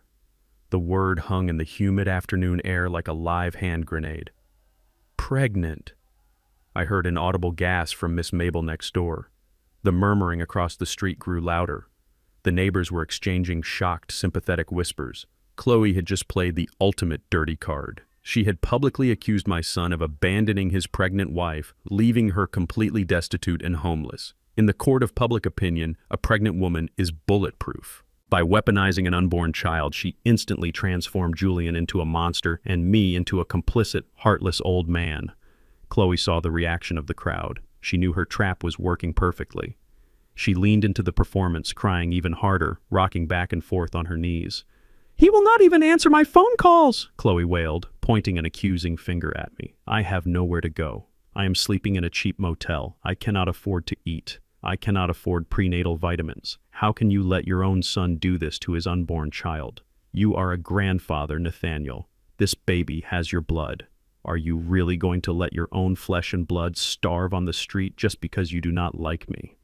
It was a masterclass in emotional extortion. She was putting a gun to my head. She was demanding that I open my wallet, restore her luxury lifestyle, and force Julian to take her back, all under the threat of publicly destroying our family name and endangering a supposed innocent child. She thought she had completely checkmated me. She thought I would panic, rush out to the lawn, help her up, and usher her inside the house to avoid the public shame. She did not realize that a man who has lived through the 1960s on the south side of Chicago does not get intimidated by a loud, crying white woman on his front lawn. I have seen real pain. I have seen real suffering. I know the difference between a desperate mother and a greedy actress looking for a payday. I stood perfectly still. I did not flinch. I did not look around at my whispering neighbors to try and defend myself. I kept my eyes locked directly on Chloe's tear-stained face. "You are lying," I said. I did not shout it. I spoke the words with such quiet, absolute certainty that they cut right through her hysterical sobbing. Chloe blinked. Her theatrical crying paused for a fraction of a second. The sudden break in her character was entirely visible to anyone who knew how to look for it. Then she quickly recovered, clutching her stomach even tighter. "I am not lying," she screamed, her voice taking on a shrill, defensive edge. "I have the ultrasound paperwork right here in my purse. I am 2 months pregnant. I went to the doctor last week. Julian knows about it. He is running away from his responsibilities. You have to give me money, Nathaniel. I need $5 million right now to secure a safe environment for this baby, or I am going to the press. I will go to the news stations. I will tell the entire city that the great Julian Rollins abandoned his pregnant wife to starve." There it was. The actual motive. $5 million. The baby was not a blessing to her. The baby was a ransom note. Ransom. She was trying to extort a massive cash settlement to replace the luxury credit cards I had locked. She was trying to buy her parents out of their bankruptcy by holding a phantom child hostage. I did not argue with her. I did not ask to see the paperwork. I simply reached into my pocket and pulled out my cell phone. I kept my eyes on her as I dialed a single number and raised the phone to my ear. Julian answered on the first ring. "Your wife is kneeling in my front yard," I told my son, keeping my voice entirely calm and conversational. "She has drawn a rather large crowd. She is currently informing the entire neighborhood that she is 2 months pregnant with your child, and she is demanding $5 million in exchange for her silence." I heard a low, dark chuckle coming from the speaker of the phone. It was the sound of a predator watching its prey walk directly into a steel trap. "Is she really playing that card?" Julian asked, his voice completely devoid of panic or surprise. "She is putting on quite the performance," I replied. "She claims she has the ultrasound paperwork in her purse." "Keep her right there, Dad. Julian said, his tone shifting into absolute icy precision. Do not let her leave. I am 5 minutes away. I have something I need to show her. I ended the call and slipped the phone back into my pocket. I looked down at Chloe. She was staring up at me, her fake tears drying on her cheeks, a sudden flicker of uncertainty crossing her eyes. She expected me to write a check to make her go away. She did not expect me to call the very man she was accusing. Julian is on his way, I told her. I turned around, walked back up the concrete steps of my porch and sat back down in my chair. I picked up my glass of iced tea, took a slow sip, and looked out over my front lawn. We are going to sit here and wait, Chloe, I said. And when Julian gets here, we are going to look at your paperwork together. I hope for your sake you are a better liar than your father is a businessman. Chloe stayed on her knees in the grass. The crowd of neighbors watched in absolute, breathless silence. The trap was set. The final dirty card had been played. And my son was coming to burn her entire deck to the ground. The silence on my front lawn was heavy and suffocating. Chloe remained on her knees in the grass, but the theatrical sobbing had faded into a series of calculated sniffles. She kept her head bowed, occasionally looking up through her messy hair to make sure Miss Mabel and the other neighbors were still watching. She was playing the waiting game. She firmly believed that when Julian arrived, the sight of his pregnant wife kneeling in the dirt would completely break him. She thought his corporate armor would melt the second she shoved a piece of medical paper into his face. 5 minutes later, a sleek black sedan turned onto my quiet street. The engine purred smoothly as Julian pulled up right behind Chloe's battered yellow taxi. The doors of the surrounding houses seemed to open a little wider. The entire neighborhood was holding its breath. Julian stepped out of his car. He was not wearing his full suit jacket anymore, just a crisp white button-down shirt with the sleeves rolled up to his forearms, exposing his expensive watch. He looked entirely relaxed. He did not look like a man rushing to save a family in crisis. He looked like a man arriving to take out the trash. He closed his car door and walked up my short driveway. He did not run. He took his time. The moment Chloe saw him, her entire demeanor shifted. The helpless crying victim routine vanished in an instant. She slowly stood up, brushing the dirt off the knees of her stained designer pants. She squared her shoulders and lifted her chin. She reached into her expensive leather purse, the one she had desperately stuffed with stolen jewelry the night before, and pulled out a folded piece of glossy paper. Julian stopped a few feet away from her. He looked at her with the same clinical, empty expression he used to look at a bug on his windshield. Julian, Chloe, said, her voice completely losing its hysterical edge. She sounded arrogant again. She sounded like she had just won the lottery. I did not want to do this out here in the open, but you and your father left me absolutely no choice. You forced my hand. Julian did not say a word. He just stood there waiting for her to hang herself. Chloe held up the glossy paper, unfolding it so Julian could see the grainy black and white image printed on it.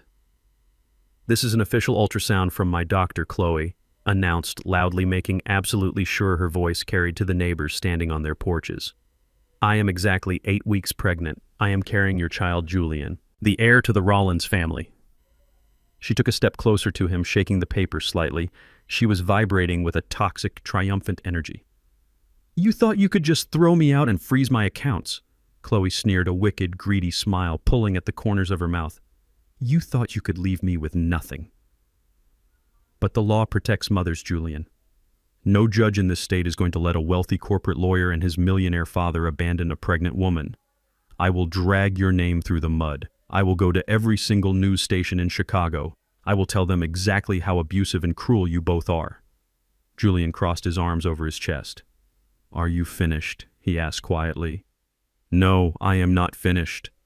Chloe snapped, her eyes flashing with pure greed. Here is how this is going to work. You are going to transfer $5 million into an offshore account in my name by tomorrow morning. You are going to pay for my relocation to California. You're going to buy me a house, and you are going to pay for my living expenses until this baby is 18 years old. If you do not give me exactly what I want, I swear to God, Julian, I will take this baby far away, and you will never, ever see your child. I will erase you from the birth certificate. It was the ultimate extortion. She had laid all her cards on the table.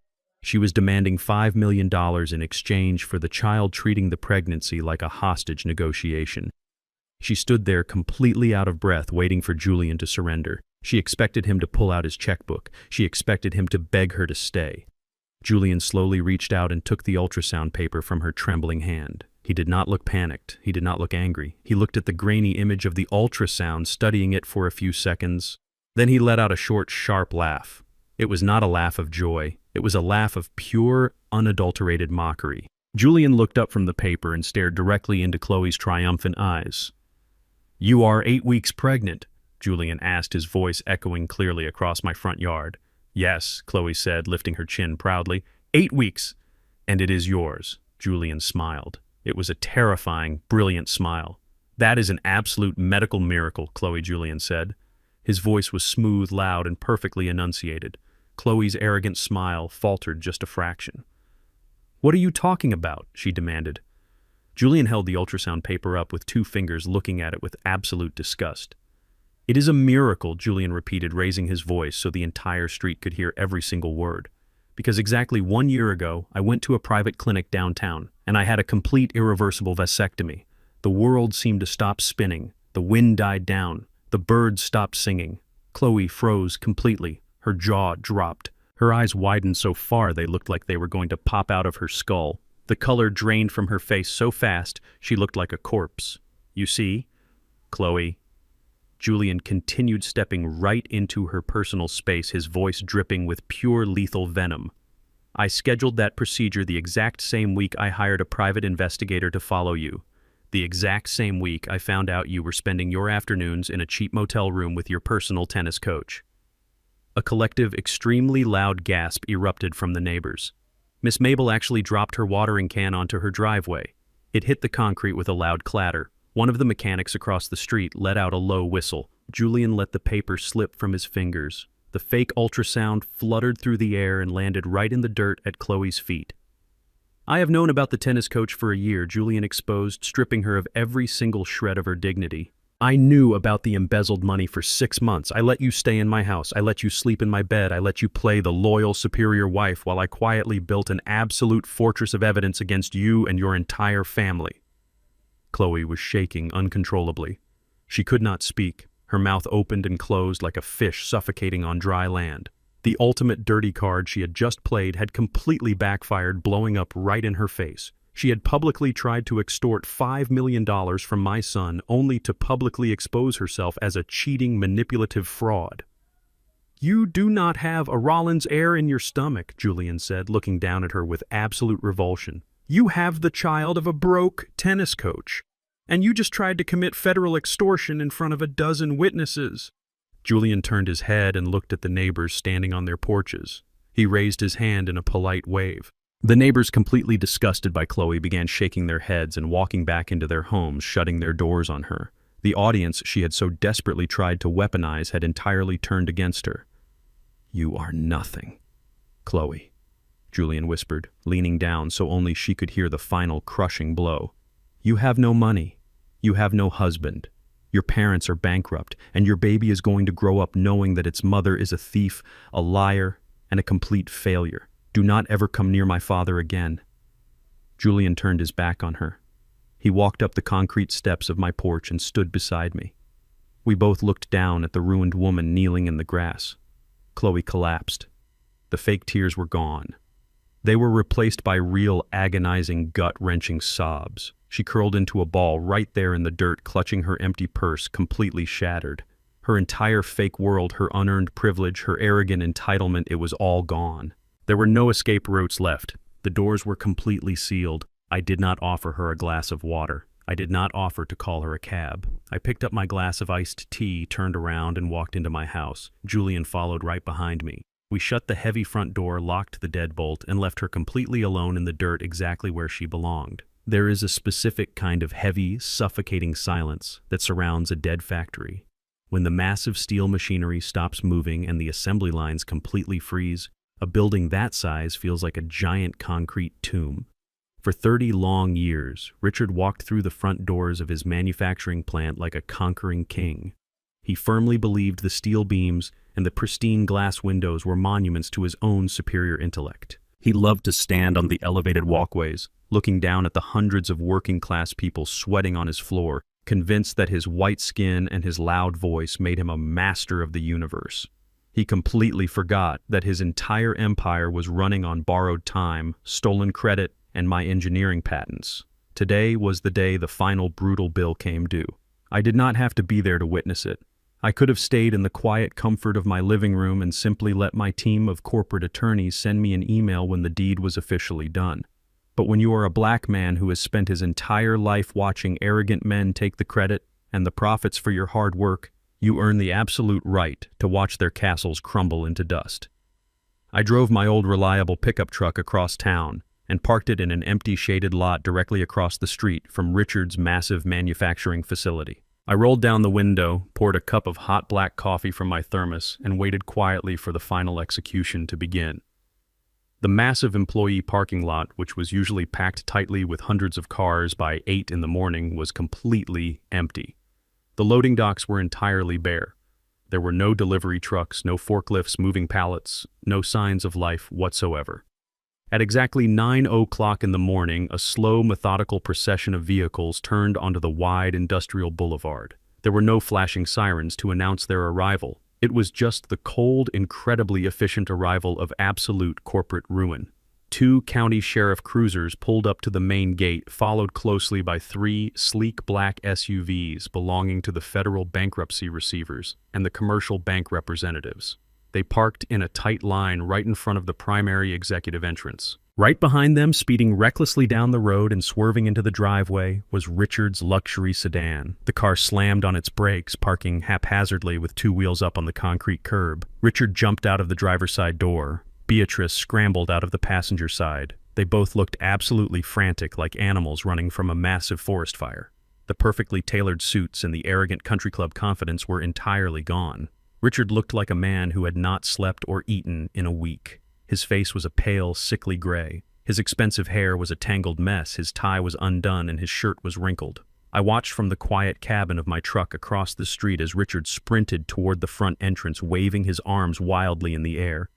He was shouting at the men in the dark suits who were stepping out of the SUVs.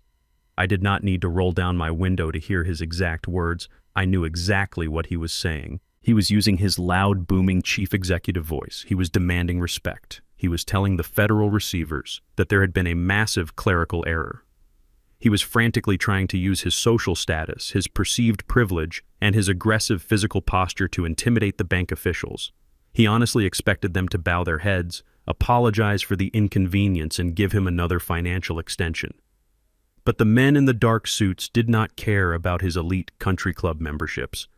They did not care who he played golf with or what neighborhood he lived in. The federal government and the commercial banks only cared about the massive gaping hole in their financial ledgers and the severe federal identity theft he had committed to try and cover it up. The lead bank receiver did not even blink at Richard's screaming. He simply held up a thick, heavy stack of official court documents, completely ignoring the desperate man waving his arms. The receiver gave a short, silent nod to the uniformed sheriffs. The officers walked right past Richard, completely brushing him aside as if he were nothing more than a ghost. They carried heavy industrial steel chains and massive brass padlocks. They marched up the concrete steps to the executive entrance. They wrapped the thick steel chains tightly through the handles of the massive glass doors, locking them shut with a loud, definitive clanking sound that echoed across the empty asphalt of the parking lot. Then one of the sheriffs reached into his heavy-duty bag and pulled out a staple gun and a large, bright, neon orange legal document. It was the official notice of commercial foreclosure, severe federal asset seizure, and complete business liquidation. The officer slapped the neon orange paper right in the dead center of the pristine glass doors. He drove the heavy metal staples in hard. That bright orange paper is the ultimate undeniable mark of absolute shame in the corporate manufacturing world. It is a glaring beacon that tells everyone driving by that the man who owned this building is a complete, utter failure. It tells the entire world that he could not pay his debts, that he lied to his investors, that he stole from his own employees, and that his kingdom has been permanently repossessed by the state.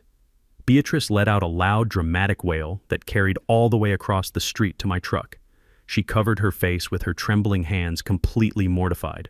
But I knew she was not crying for the hundreds of innocent factory workers who had just lost their jobs and their livelihoods because of her husband's greed. She was crying because her elite social status had just been publicly violently executed in broad daylight. Richard completely stopped yelling. His arms fell limply to his sides. He stood frozen in front of the heavily chained doors, staring blankly at the bright neon orange paper. The realization was finally penetrating his thick, arrogant skull. The illusion was dead. He was no longer a powerful, untouchable chief executive. He was a bankrupt fraud, standing on the wrong side of a locked door, waiting for a federal indictment. But the universe was not quite done crushing him yet. As Richard stood there in absolute catatonic shock, two incredibly expensive foreign sports cars pulled slowly into the edge of the parking lot. I immediately recognized the two men who stepped out of the vehicles. They were Richard's primary corporate investors and his closest, most trusted friends from his exclusive country club. They were the men he drank expensive aged scotch with, the men he constantly bragged to about his superiority and his brilliant business acumen. They had undoubtedly heard the rapid whispers of the federal fraud investigation and the sudden factory shutdown, and they had driven down to see the wreckage of the empire for themselves. Richard turned his head and saw them. A desperate, pathetic, sickening glimmer of hope flashed across his pale face. He turned away from the chained doors and started walking quickly toward his wealthy friends. He reached his hands out in front of him, probably planning to beg for a massive emergency bridge loan. He was probably formulating a frantic lie in his head, preparing to tell them that this was all a temporary misunderstanding caused by a vindictive, crazy black mechanic who had stolen his patents. But his elite friends did not step forward to greet him. They did not offer him a warm, reassuring handshake or a sympathetic pat on the shoulder. As Richard approached them, the two wealthy men literally took a physical step backward. They recoiled from him as if he were covered in toxic waste. The looks on their faces were not filled with pity or concern. Their faces were twisted into masks of pure, unfiltered disgust. They looked at Richard as if he were carrying a highly contagious, lethal disease. In their ruthless world of extreme wealth and high society, financial failure and federal fraud are the ultimate pathogens. You do not associate with a man who has a neon orange foreclosure notice stapled to his front door. You do not lend money to a man who steals the identities of his own janitors. You cut him off completely and immediately to protect your own pristine reputation. One of the men slowly shook his head, raised his hand in a sharp cutting motion to stop Richard from coming any closer, and then turned his back completely. The other man did the exact same thing. They got back into their expensive sports cars, started their loud engines, and drove away without saying a single word to him. They left him standing entirely alone on the hot asphalt of the parking lot. Richard stood there, completely abandoned by the very people he had spent his entire life trying to impress. His massive company was sealed shut with heavy chains. His wealth was completely vaporized. His daughter was utterly ruined and living in a cheap motel. His elite friends had treated him like a diseased leper. The arrogant, untouchable white man who had crushed my father's antique watch under his heel had been reduced to absolutely nothing. I watched him slowly sink down onto the concrete curb, burying his face deep in his hands, while his wife sobbed uncontrollably beside him. I did not honk the horn of my truck. I did not roll down my window to shout at him or gloat over his misery. A lion does not need to roar over the broken bones of a scavenger. The silence is powerful enough. I simply started. The engine of my old reliable truck took one last highly satisfying sip of my hot coffee and drove quietly down the street. I left them sitting in the dirt, completely trapped in the suffocating nightmare they had built entirely with their own two hands. When a proud man loses a fair fight, he accepts his defeat and faces the consequences. But when a coward realizes the entire world has discovered his lies, his first and only instinct is to run. Richard was not a proud man. He was a coward wrapped in an expensive suit. He stood in that empty parking lot staring at the heavy chains on his factory doors, and he made the worst decision of his entire miserable life. He decided to flee. I knew exactly what he was going to do before he even put the key into his ignition. I had spent decades studying men like him. They believe that consequences are only meant for poor people. They believe that if they just drive fast enough, their wealth and their white skin will somehow create a magical force field around them. Richard left his crying wife standing on the sidewalk. He drove straight to his empty, foreclosed mansion. He ignored the packing boxes. He walked straight into his home office, opened his hidden wall safe, and pulled out a heavy canvas duffel bag. He stuffed it with the remaining offshore cash he had stolen using his employees' identities. It was hundreds of thousands of dollars in untraceable bills. He grabbed his passport, tossed the bag into the trunk of his luxury sedan, and aimed his car toward the interstate highway. He was heading for the state line, planning to vanish into the wind. He thought he was making a clean getaway. He had no idea that I had already locked the doors to his cage hours ago. While Richard was busy throwing a tantrum in front of his locked factory, my son Julian and I were sitting comfortably in my study. We had the encrypted digital folder containing every single piece of evidence proving Richard's federal crimes. The forged loan applications, the stolen social security numbers of his factory workers, the offshore routing data, and the exact timestamps matching his computer. We did not call the local police. Local police can be swayed by a rich man with a good lawyer. We went straight to the top. Julian used his high-level corporate contacts to submit the entire dossier directly to the Cybercrimes Division of the Federal Bureau of Investigation. The federal government does not mess around when it comes to massive identity theft and corporate wire fraud. When they saw the sheer volume of evidence we provided wrapped up with a perfect bow, they moved with terrifying speed. A federal magistrate signed an emergency arrest warrant within the hour. They flagged Richard's license plate, his passport, and his facial recognition profile across every major highway camera network leaving the city of Chicago. I was sitting in the passenger seat of Julian's car. We were driving down the interstate a few miles behind Richard. We were not chasing him. We were just enjoying the ride, listening to the police scanner Julian had tuned on his phone. We wanted to be there for the final curtain call.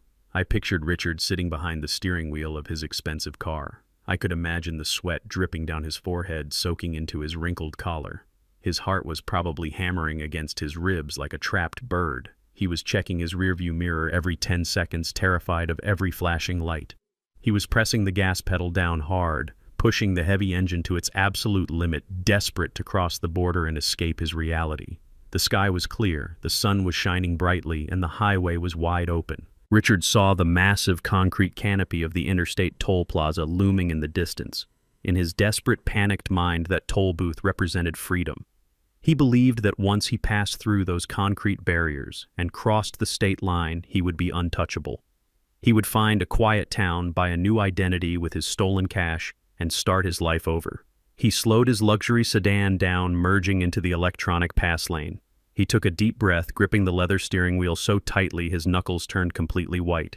He rolled down his window to let the cool air hit his sweating face. He never even made it to the scanner. As his car rolled into the narrow concrete lane of the toll plaza, the trap violently snapped shut. It was a masterpiece of tactical precision. Out of nowhere, 3 massive black federal tactical vehicles swarmed the toll booth.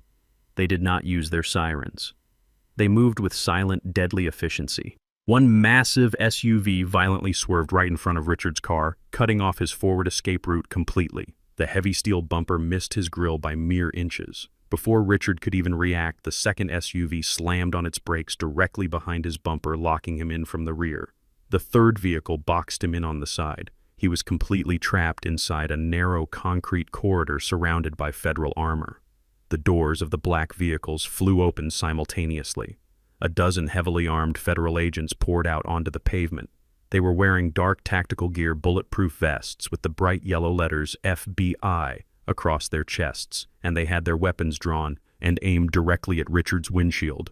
The sheer overwhelming force of the federal government had descended upon him in a matter of seconds. "Turn off the engine," a federal agent roared through a megaphone, his voice echoing off the concrete canopy. "Put your hands out the window where we can see them. Do it now." Richard sat frozen in the driver's seat. He looked at the guns pointed at his face. He looked at the heavy tactical vests. The illusion of his supreme white privilege completely shattered right there in the front seat of his car. He finally realized that his money could not buy his way out of this. His country club friends could not save him. His loud, booming voice meant absolutely nothing to men who were trained to take down actual cartels. He was not a king anymore. He was just a pathetic, trembling criminal caught red-handed. His shaking hands slowly crept out of the open window. 2 federal agents immediately rushed forward. They did not ask him politely to step out of the vehicle. They grabbed the handle, yanked the heavy door open, and pulled him out of the expensive leather seat. Richard let out a high-pitched squeal of panic as he was roughly spun around. They slammed his chest against the hood of his own car. The hot metal burned through his thin, sweat-soaked shirt. An agent kicked his legs apart, forcing him into a wide, humiliating stance. Julian pulled our car over onto the shoulder of the highway, a safe distance away from the tactical operation. We sat in silence, watching the scene unfold through the windshield. I watched the federal agent reach onto his heavy utility belt and pull out a pair of solid steel handcuffs. I watched him grab Richard's soft manicured wrists, pull them forcefully behind his back, and snap the cold metal closed. The sharp mechanical click of the locking mechanism carried clearly through the air. I looked at those steel cuffs locking his hands together. Those were the exact same hands that had signed fraudulent loan documents to steal from hard-working janitors. I looked down at his expensive Italian leather shoes. Those were the exact same shoes he had used to maliciously grind my father's antique silver watch into the marble floor, completely destroying a piece of my family history, just to make himself feel superior. He thought he could stomp on my legacy and walk away without a single scratch. Now he was going to walk into a federal penitentiary wearing those exact same shoes, completely stripped of his name, his dignity, and his freedom. The agents patted him down, found the keys to the trunk, and popped it open. They pulled out the heavy canvas duffel bag, filled with the stolen offshore cash. The final piece of undeniable evidence was secured. They grabbed Richard by his upper arms, marched him toward the back of a black SUV, and shoved him roughly into the back seat. The heavy door slammed shut, sealing his fate forever. Julian turned the steering wheel and slowly merged our car back onto the highway, driving right past the scene of the arrest. I did not look back. I took a deep, steadying breath, feeling a profound, quiet peace settle over my spirit. The long arm of the law had finally caught up with the man who thought he was above it, and justice had never tasted so sweet. The halls of a county courthouse are a fascinating place to observe human nature. It is a place where all the expensive clothes, the loud voices, and the fake social statuses are completely stripped away. When you walk through those heavy oak doors and stand before a judge, the only thing that matters is the absolute documented truth. For a woman like Chloe, who had spent her entire life hiding behind her white privilege, her wealthy parents, and a carefully constructed wall of lies, a courtroom was the most dangerous place on earth. She could not manipulate the law the way she manipulated people. I walked beside my son Julian up the wide marble steps of the courthouse. It was a crisp, clear Friday morning. Julian was wearing a sharply tailored dark blue suit, carrying a slim leather briefcase. He walked with the relaxed, effortless confidence of an apex predator entering his natural hunting ground. Julian is a senior corporate litigator. He spends his life in rooms just like this one, dismantling hostile corporations and destroying arrogant executives. Today, he was bringing that exact same ruthless legal precision to his own marriage. I walked right beside him in my simple brown corduroy jacket, my hands resting comfortably in my pockets. I was there to witness the final chapter. We walked through the metal detectors and pushed open the heavy wooden doors of courtroom number 4. The room was quiet, smelling of old wood and floor wax.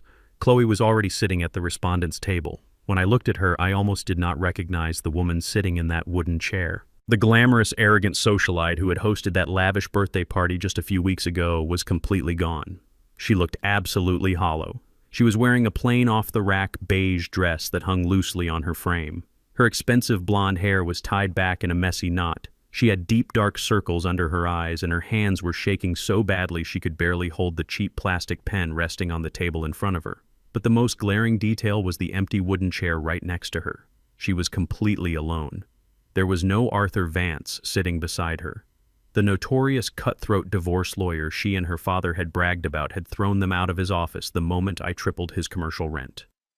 Because her bank accounts were frozen and her parents were entirely bankrupt, Chloe could not afford to hire another attorney. She had no legal counsel. She had no father to hide behind because Richard was currently sitting in a federal holding cell waiting for his embezzlement trial.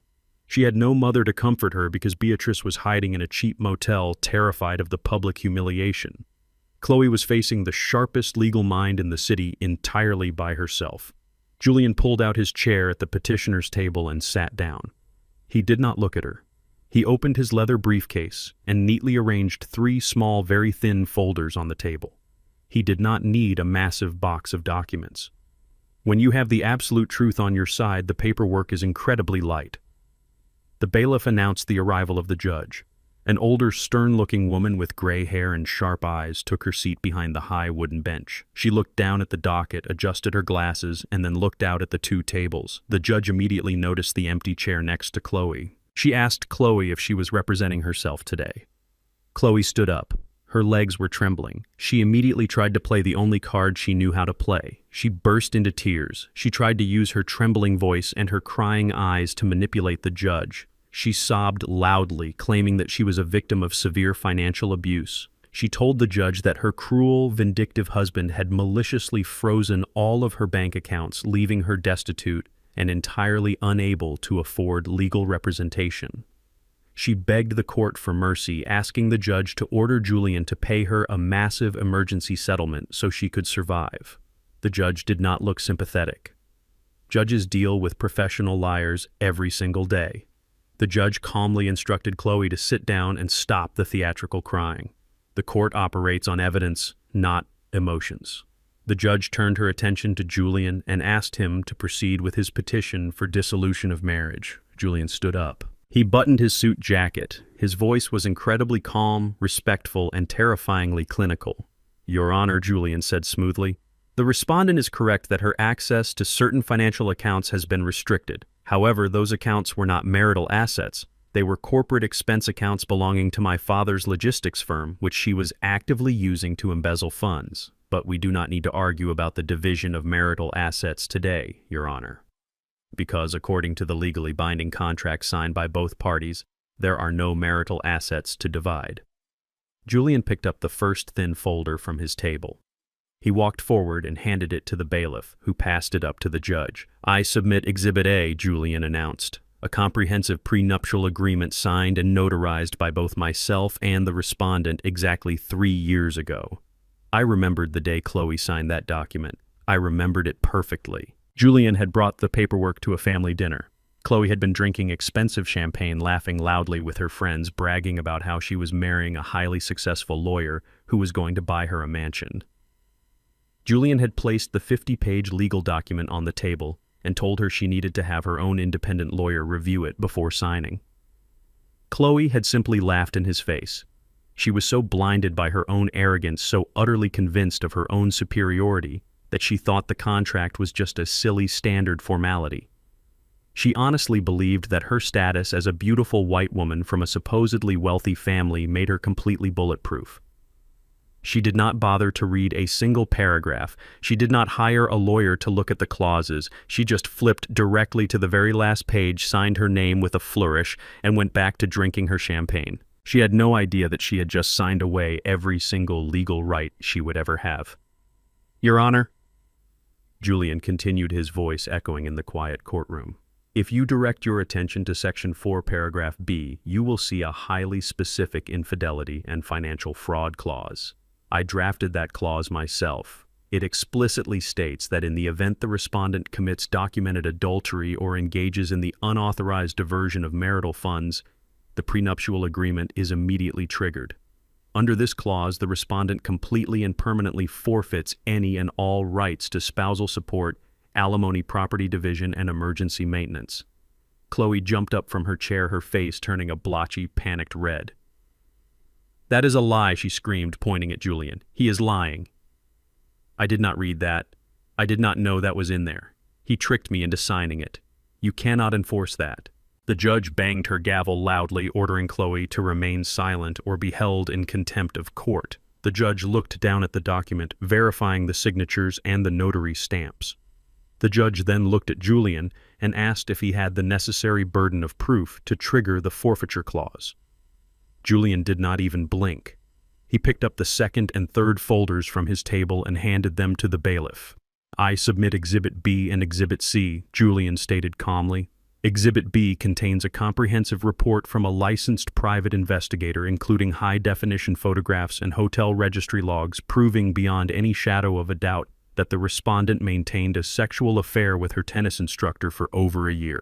Exhibit C contains the digital banking logs, forged signature authorizations, and routing numbers, proving that the respondent embezzled hundreds of thousands of dollars from our personal accounts to fund her father's failing manufacturing company. The judge opened the folders. The courtroom was absolutely silent except for the crisp sound of paper turning. The judge spent 5 long minutes reviewing the undeniable airtight evidence Julian had meticulously compiled over the last 6 months. The photographs were clear. The financial records were irrefutable. The trap my son had built was completely flawless. Chloe was hyperventilating at her table. She had her head buried in her hands, rocking back and forth. The absolute reality of her stupidity was finally crushing her. She had willingly signed the weapon that was currently being used to execute her. The judge closed the folders and looked down at Chloe with an expression of absolute, unfiltered disdain. "Ignorance of a contract you willingly signed is not a valid legal defense in this courtroom," the judge said, her voice hard and uncompromising. "The evidence of adultery and financial fraud is overwhelming and undisputed. The prenuptial agreement is ironclad, and I find it completely enforceable under the laws of this state." The judge picked up her pen and began signing the final divorce decree. "The marriage is hereby dissolved," the judge announced. "By the terms of your own signed agreement, the respondent is awarded absolutely nothing. No spousal support, no alimony, no division of property. You will leave this marriage with the exact same assets you brought into it, which according to this documentation is zero. Furthermore, the respondent is ordered to pay her own legal fees." The judge raised her wooden gavel and brought it down with a heavy echoing crack. "Court is adjourned." The sound of that gavel was the most beautiful sound I had ever heard. It was the sound of a parasite being legally and permanently detached from my family. Julian quietly packed his empty folders back into his leather briefcase. He snapped the lock shut, turned around, and walked down the aisle toward me. He did not look back at the woman weeping at the table. We walked out of the courtroom together and stepped into the long, echoing hallway of the courthouse. We only made it a few steps before we heard the frantic slapping of shoes behind us. Chloe pushed through the swinging wooden doors and ran toward us. She threw herself onto the marble floor, grabbing the fabric of Julian's tailored pants. "Julian, please!" she wailed, her voice echoing down the entire corridor. People passing by stopped and stared. "You cannot leave me like this. I have nothing. I cannot afford to eat. I cannot afford a place to sleep. Please, just give me a small settlement. Just give me $10,000 to start over. Please, I am begging you." Julian looked down at her. He did not kick her away, but he gently and firmly pulled his leg out of her desperate grasp. He looked at the woman who had stolen from him, lied to him, and conspired with her arrogant father to destroy his career. "Call the tennis coach," Julian said softly. "I am sure he has a spare couch you can sleep on." Julian turned around and continued walking toward the exit. I followed right beside him. We walked out of the heavy glass doors of the courthouse and stepped into the bright, warm sunlight of the city. I looked over my shoulder one last time. I saw Chloe slowly pushing the glass doors open, walking out into the sun with absolutely nothing but the cheap dress on her back. She had no money, no family to save her, and no more lies to hide behind. She had tried to play a dangerous game with a family of survivors, and she had walked away with empty hands and a completely ruined life. When a massive tree falls in the forest, it crushes everything in its immediate path. Richard was the tree. He was currently sitting in a cold concrete federal holding cell without bail, facing a decade in prison for identity theft and wire fraud. Chloe was the branch that snapped off, wandering the city with a single cheap suitcase, completely divorced and entirely broke. But there was one final piece of the rotting stump left to deal with. Beatrice. For 30 years, Beatrice had played the role of the perfect, wealthy, upper-class matriarch. She wore the expensive pearls, she hosted the charity galas, she looked down her surgically enhanced nose at working-class people, and she especially looked down on me. She thought her wealth made her royalty, and her white skin made her untouchable. But a woman like Beatrice does not actually have any power of her own. Her entire identity was completely tethered to her husband's bank account and her daughter's fake social climbing. With both of those things utterly destroyed, she was nothing but a hollow, bitter shell sitting in a cheap roadside motel room, hiding from the crushing public humiliation. I was sitting in my detached garage on a quiet Sunday afternoon. The air smelled of old motor oil and aged wood. I was working on a beautiful vintage 1968 Mustang engine.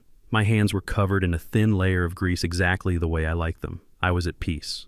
My son Julian was finally free from his toxic marriage. My patents were secure. My fortune was intact. The trash had been taken out, or so I thought. My cell phone buzzed loudly on the metal workbench. I wiped my hands on a shop rag and picked it up. The screen displayed an unknown number. I am a patient man. I swiped the screen to answer and brought the phone to my ear. I did not say hello. I just listened. Nathaniel, a shrill, trembling voice hissed through the speaker. It was Beatrice. Her voice was completely unrecognizable. The polite, refined country club accent was entirely gone. It was replaced by a raw, guttural, venomous tone that sounded like a wounded animal backed into a dark corner. She was hyperventilating. She was drunk on cheap wine and absolute despair. I reached out with my thumb and quietly pressed the record button on my screen. I did not say a word. I just let the tape roll. "Are you happy now?" Beatrice screamed, her voice cracking with hysterical rage. "You ruined my family. You destroyed my husband. You threw my daughter out onto the street. You took everything from us." I let her scream. I let the silence on my end agitate her further. When an arrogant person realizes they have absolutely no power, their final resort is always to try and inflict emotional pain. Beatrice realized she could not sue me. She could not intimidate me. She had no corporate executives to call, so she decided to pull off her mask completely and show me the ugly, rotting racist core of her soul. "You think you are so smart?" Beatrice spat her words, slurring together with pure hatred. "You think because you have a little bit of money now you are better than us. You will never be better than us. You are nothing but a dirty, worthless old mechanic. You do not belong in our world. You never did." She did not stop there. The dam completely broke. Decades of ingrained upper-class bigotry spilled out of her mouth like toxic sludge. She began to hurl the most vile, disgusting racial slurs imaginable. She used words that my father had to endure in the Jim Crow South. She used words that were specifically designed to strip a black man of his humanity and put him back in chains. She called me things I will not even repeat, her voice dripping with a sickening, desperate superiority. She cursed my late wife Vivica. She cursed my son Julian. "I will kill you!" Beatrice shrieked, entirely losing her grip on reality. "I swear to God, Nathaniel, I will find a way to make you pay for this. I will burn your house down. I will destroy your life just like you destroyed mine. You are going to die in the gutter exactly where your kind belongs." She was panting heavily, completely out of breath from her racist, homicidal tirade. She waited for me to yell back. She wanted me to lose my temper. She wanted me to curse at her so she could feel like she had finally dragged me down into the mud with her. Instead, I simply cleared my throat. "Beatrice," I said, my voice completely calm, deep and steady. "Are you currently staying at the Starlight Motel on Highway 47? The sudden clinical calmness of my voice caught her completely off guard. She hesitated. "How do you know where I am?" she stammered, the fear suddenly piercing through her drunken rage. "I know exactly where you are," I replied smoothly. "And I just wanted to verify your identity for the audio recording I have been capturing for the last 3 minutes. Thank you for your time. Have a wonderful evening." I pressed the red button and ended the call. I saved the audio file to my secure cloud server. I did not feel angry. I did not feel hurt by her racial slurs. The insults of a defeated, bankrupt woman hold absolutely no weight. They are just empty words floating in the wind. But her threats were a completely different story. Threatening to kill a man and burn his house down over a recorded telephone line is a very serious criminal offense. I washed the grease off my hands, went inside the house and put on a clean shirt. I drove my truck directly to the local police precinct. I did not call a lawyer to handle this for me. I wanted to hand-deliver the final nail in the coffin myself. I walked up to the front desk and asked to speak with a detective.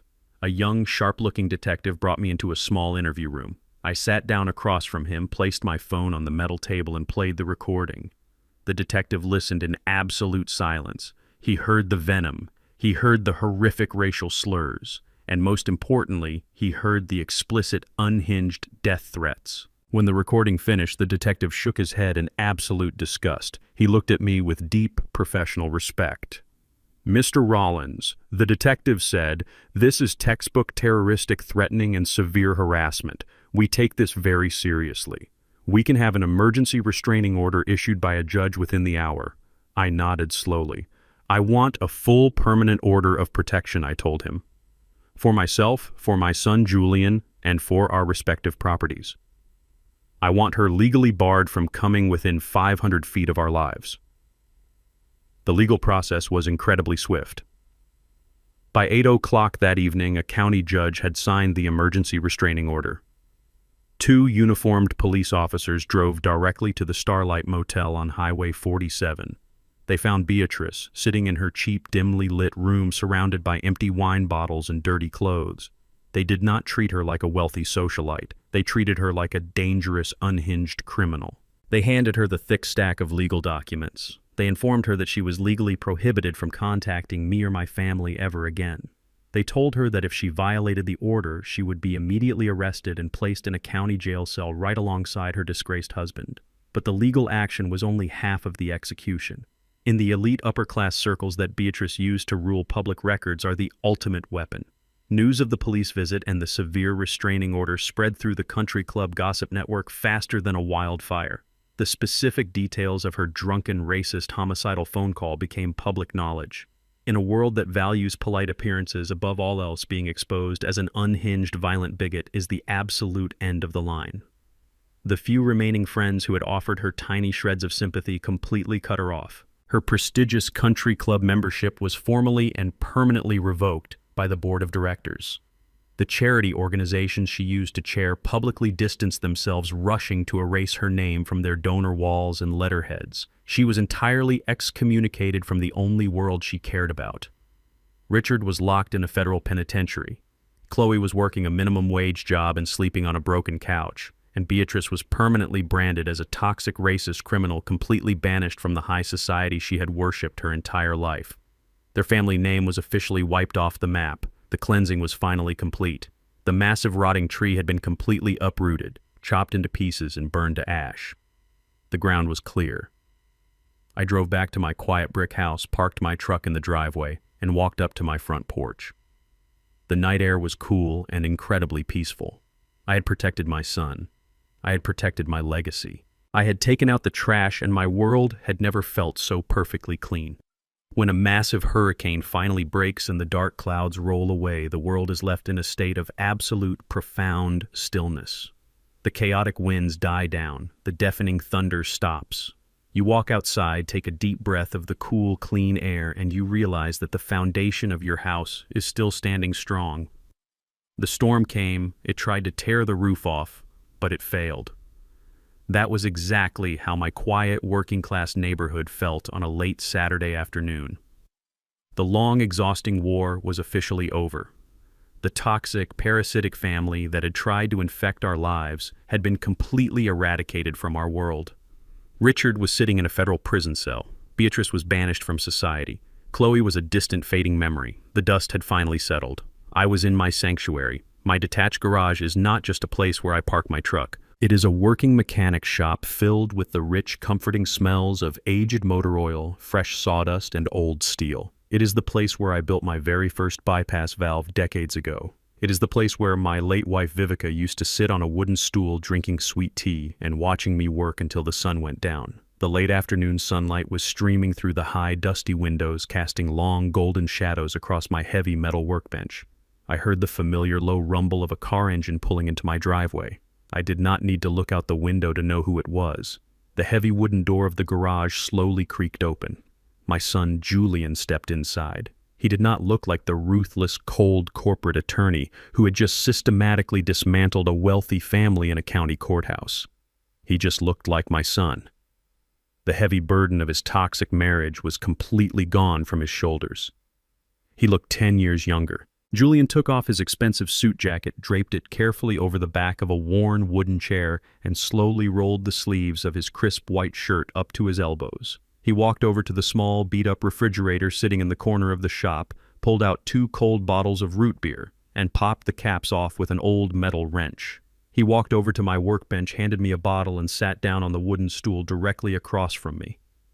We did not exchange a loud, dramatic greeting. We just sat there in the quiet golden light, drinking our root beer and listening to the soft hum of the old radio playing in the background. For a long time, neither of us said a word. When you and your son have just navigated a treacherous minefield together and survived without a single scratch, words feel completely unnecessary. We were just enjoying the absolute peace of each other's company. Julian looked around the garage, his eyes scanning the tools hanging neatly on the pegboard, the old engine blocks resting on the concrete floor, and the familiar, comforting clutter of his childhood. He took a slow, deep breath, letting the clean air fill his lungs. "It is finally over," Dad Julian said quietly, his voice carrying a mixture of profound exhaustion and deep relief.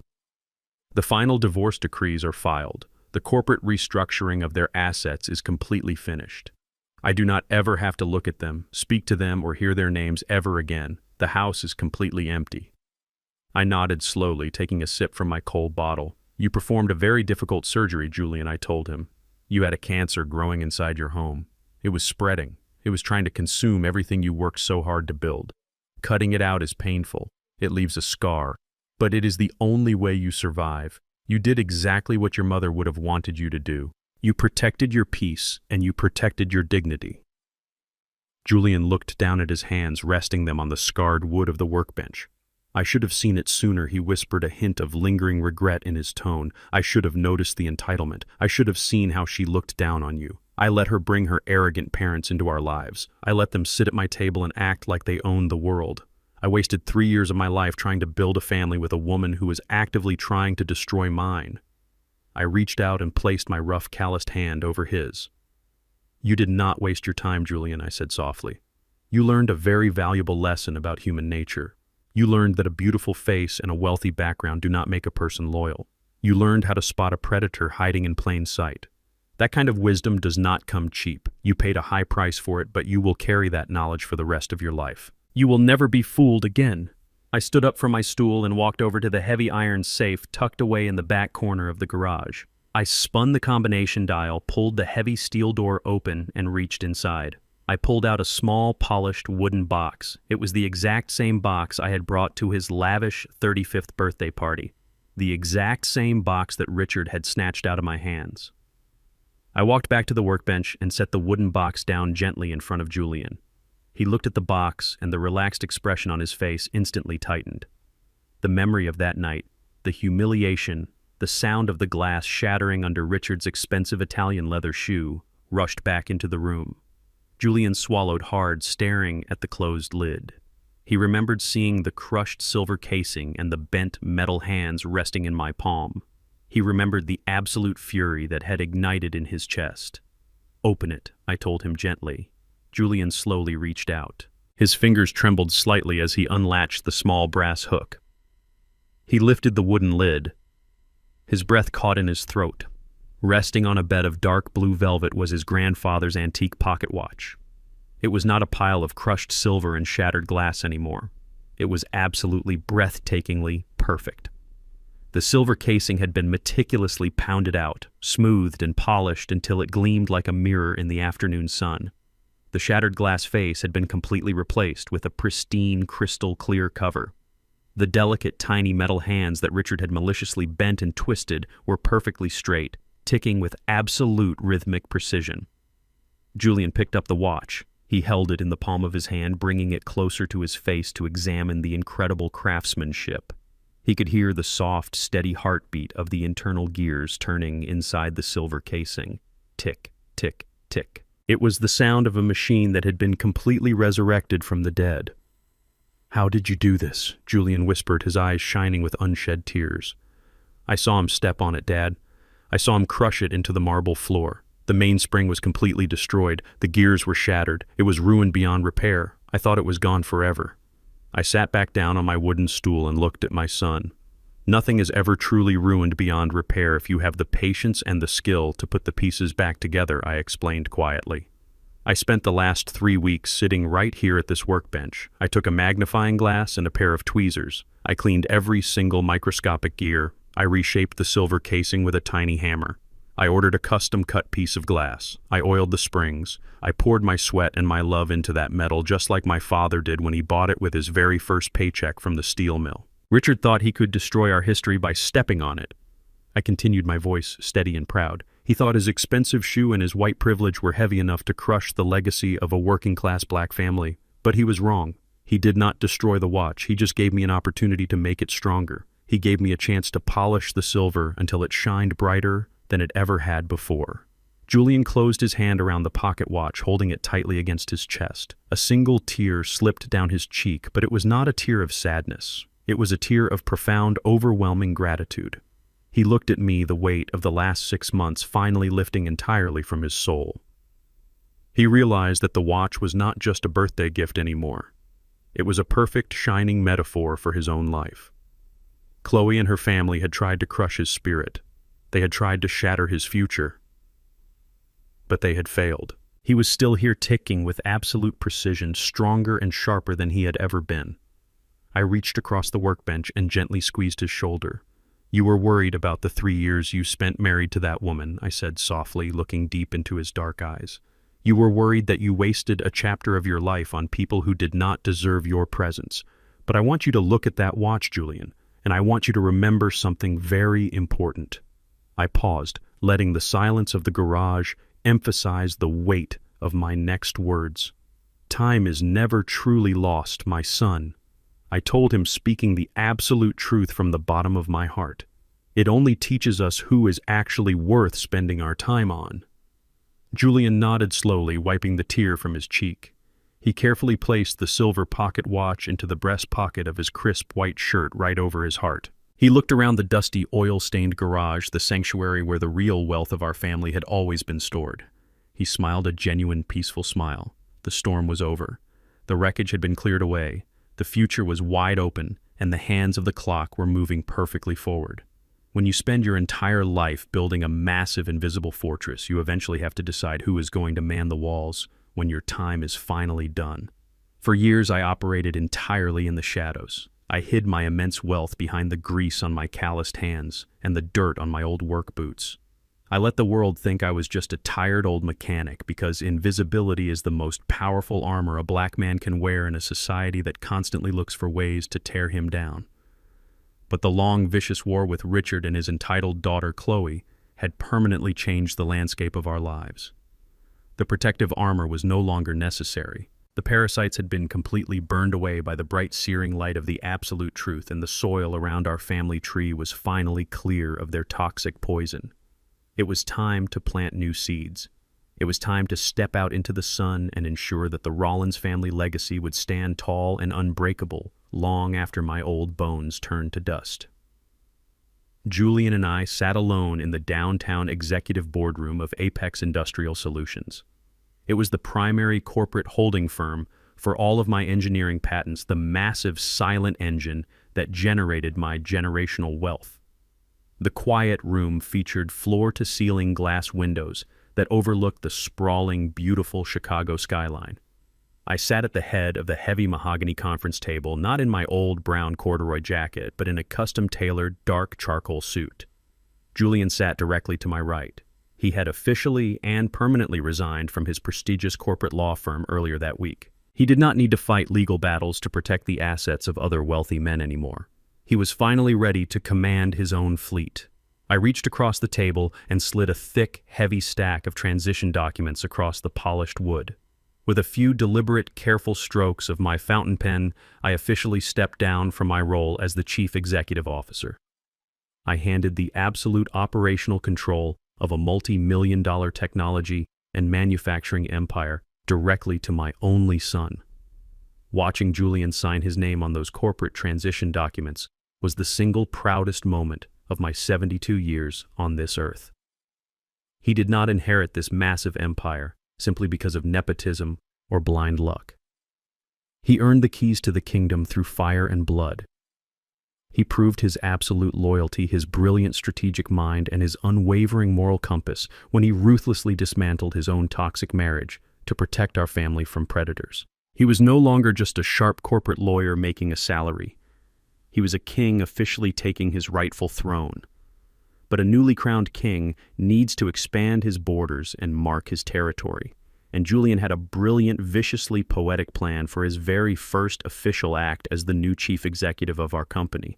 Richard's manufacturing plant, the massive industrial facility that had once fueled Chloe's arrogant luxury lifestyle, had not survived the federal seizure. When the government receivers finished auditing the catastrophic financial damage caused by Richard's mass identity theft and offshore embezzlement, they immediately placed the entire property on the commercial auction block to liquidate the assets. The building was completely abandoned. The heavy steel chains still hung securely on the front doors. The massive hydraulic presses inside were gathering thick layers of dust. It was a giant dead concrete dinosaur sitting on valuable city land just waiting to be sold for cheap scraps. Julian and I attended the closed commercial bankruptcy auction together. We sat quietly in the back row of the crowded municipal room. When the bidding officially opened for Richard's foreclosed factory, Julian did not hesitate for a single second. Because the factory machinery was already heavily encumbered by the technological liens from our proprietary bypass valves, no other corporate buyer in the room wanted to touch it. The property was commercially radioactive to absolutely anyone but us. Julian calmly raised his numbered bidding paddle and purchased the entire manufacturing facility, the land, the concrete building, and all the machinery for absolute pennies on the dollar. He bought the entire fallen kingdom of the arrogant white man who had maliciously crushed my father's antique watch for less than the cost of a luxury yacht. We drove our cars to the factory the very next morning. We stood side by side in the massive, empty asphalt parking lot, the exact spot where Richard had been violently pulled from his luxury sedan and arrested by federal tactical agents. We looked up at the giant faded metal letters spelling out his disgraced company name across the high brick facade. I asked Julian what he wanted to do with the massive space.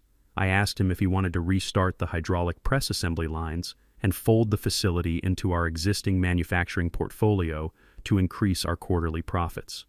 Julian slowly shook his head.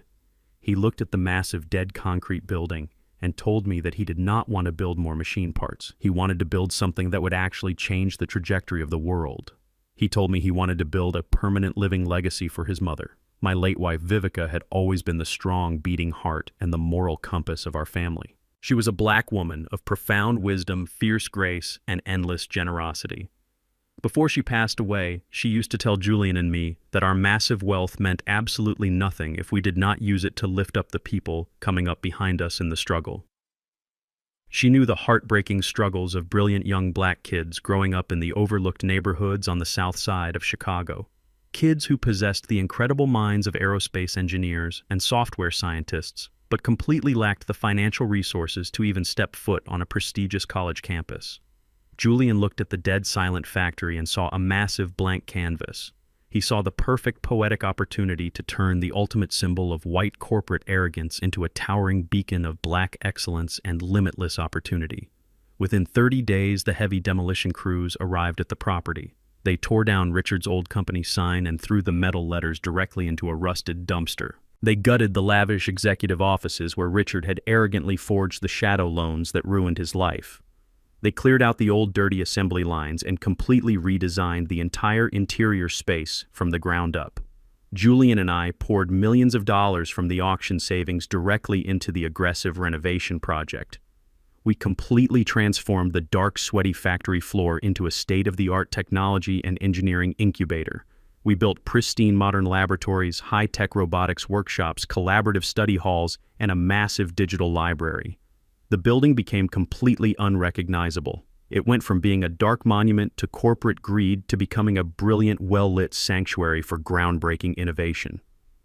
But the physical building was only the beginning of the master plan. Julian and I worked with our legal team to establish a massive, irrevocable charitable trust. We officially named it the Vivica Rollins Memorial Scholarship Foundation. We seeded the foundation with $20 million of our own private capital. The mission of the foundation was simple, but incredibly powerful. We aggressively sought out the most brilliant, underprivileged young black minds in the city. We looked for the kids who were deeply fascinated by mechanical engineering, fluid dynamics, and software development, but were trapped in failing, underfunded school districts. We offered them comprehensive, full-ride university scholarships with zero strings attached. We paid their university tuition, their housing costs, and their daily living expenses so they could focus entirely on their education without the suffocating heavy weight of generational poverty holding them back. Furthermore, we guaranteed every single scholarship recipient a paid summer internship and a dedicated creative workspace inside the newly renovated Technology Center. We gave these kids direct access to the absolute best engineering equipment, the most successful industry mentors, and the absolute freedom to invent and create their own patents. We were not just handing out charity checks. We were actively building the next generation of powerful black engineers who would eventually patent their own technology and build their own massive empires. We were ensuring that no brilliant black child would ever have to crawl under a sweltering, dangerous machine in a hostile factory just to get a tiny foot in the door, the way I had to do so many decades ago. On the day of the grand opening, the massive new facility was gleaming beautifully in the bright morning sun. The freshly paved parking lot was completely filled with local community leaders, brilliant young students, and their incredibly proud weeping parents. Julian and I stood shoulder to shoulder on a temporary wooden stage built right in front of the main entrance. The heavy police chains and the neon orange foreclosure notice were long gone. In their place, mounted proudly above the pristine automatic glass doors, was a beautiful, massive, brushed steel sign. It read, "The Vivica Rollins Center for Advanced Engineering." I looked out at the massive cheering crowd. I saw dozens of young, bright, beautiful faces looking up at us with absolute hope and fierce, relentless determination. They were the future. They were the unstoppable, brilliant force that would carry our family legacy forward for the next 100 years. I thought about Richard sitting in his tiny, cold federal prison cell, completely stripped of his dignity and his powerful name. I thought about Chloe scrubbing floors in a minimum wage job somewhere completely forgotten by the wealthy world she used to worship. They had tried to humiliate us. They had tried to stomp on our history and erase our dignity because they thought our skin color made us weak. But their pure toxic hatred had only served as the exact explosive fuel we needed to build an absolute masterpiece. Julian stepped up to the microphone and delivered a beautiful, incredibly powerful speech about his mother. He spoke about resilience, about the vital importance of community, and about the undeniable world-changing power of education. When he finally finished speaking, the entire crowd erupted into a deafening, thunderous standing ovation. He turned to me and smiled. It was the calm, confident smile of a man who had completely conquered his dark past and permanently secured his bright future. We had taken the absolute worst the world had to offer, and we had transformed it into a towering, unbreakable fortress of generational power. The humiliation was completely dead. The true legacy of the Rollins family was fully and permanently restored. There is a profound and beautiful stillness that settles over a massive battlefield when the heavy smoke finally clears and the enemy is completely vanquished. It was a late Friday evening, and the warm Chicago summer breeze was blowing gently through the large oak trees in my quiet working-class neighborhood.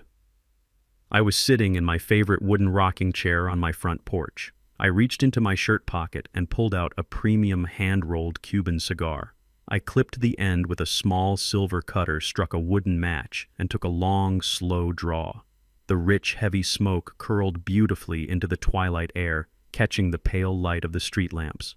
I leaned back in my chair and closed my eyes, listening to the peaceful, comforting sounds of the evening cicadas. I had spent my entire life fighting. I fought through the bitter, violent racism of my youth. I fought to build my massive engineering empire from the absolute dirt. And I fought to protect my only son from a family of arrogant parasites who tried to bleed our legacy dry. Now the long, exhausting fighting was completely over. The massive, invisible fortress I had built was entirely secure. Julian was running a powerful, charitable foundation, and our generational wealth was protected forever from greedy hands. I was just an old mechanic, enjoying the absolute silence of a hard-won victory. But the universe always has a way of delivering one final, perfectly timed punchline to a very long joke. As I sat there enjoying the rich flavor of my cigar, the quiet evening was violently interrupted by the sound of tires screeching heavily around the corner of my street. A rusted, beat-up sedan swerved wildly and slammed hard into the concrete curb directly across from my front yard. The driver's side door flew open and Beatrice stumbled out onto the pavement. She was completely, utterly unrecognizable. The wealthy, arrogant country club socialite who used to wear imported pearl necklaces and sip expensive vintage champagne was entirely gone. She was wearing dirty gray sweatpants and a stained, oversized shirt that hung loosely on her thin frame.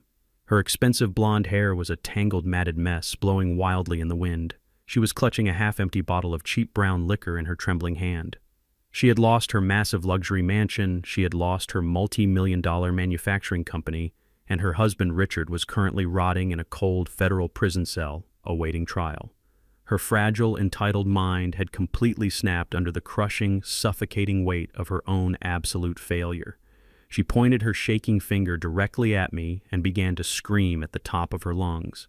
She screamed that I had stolen her perfect life. She screamed that I was a monster who had ruined her family, but her venomous words did not carry any power anymore. They were just the pathetic, desperate noises of a broken, completely defeated woman standing in the street gutter. I did not stand up from my chair. I did not raise my voice to argue with her. I did not even take the cigar out of my mouth.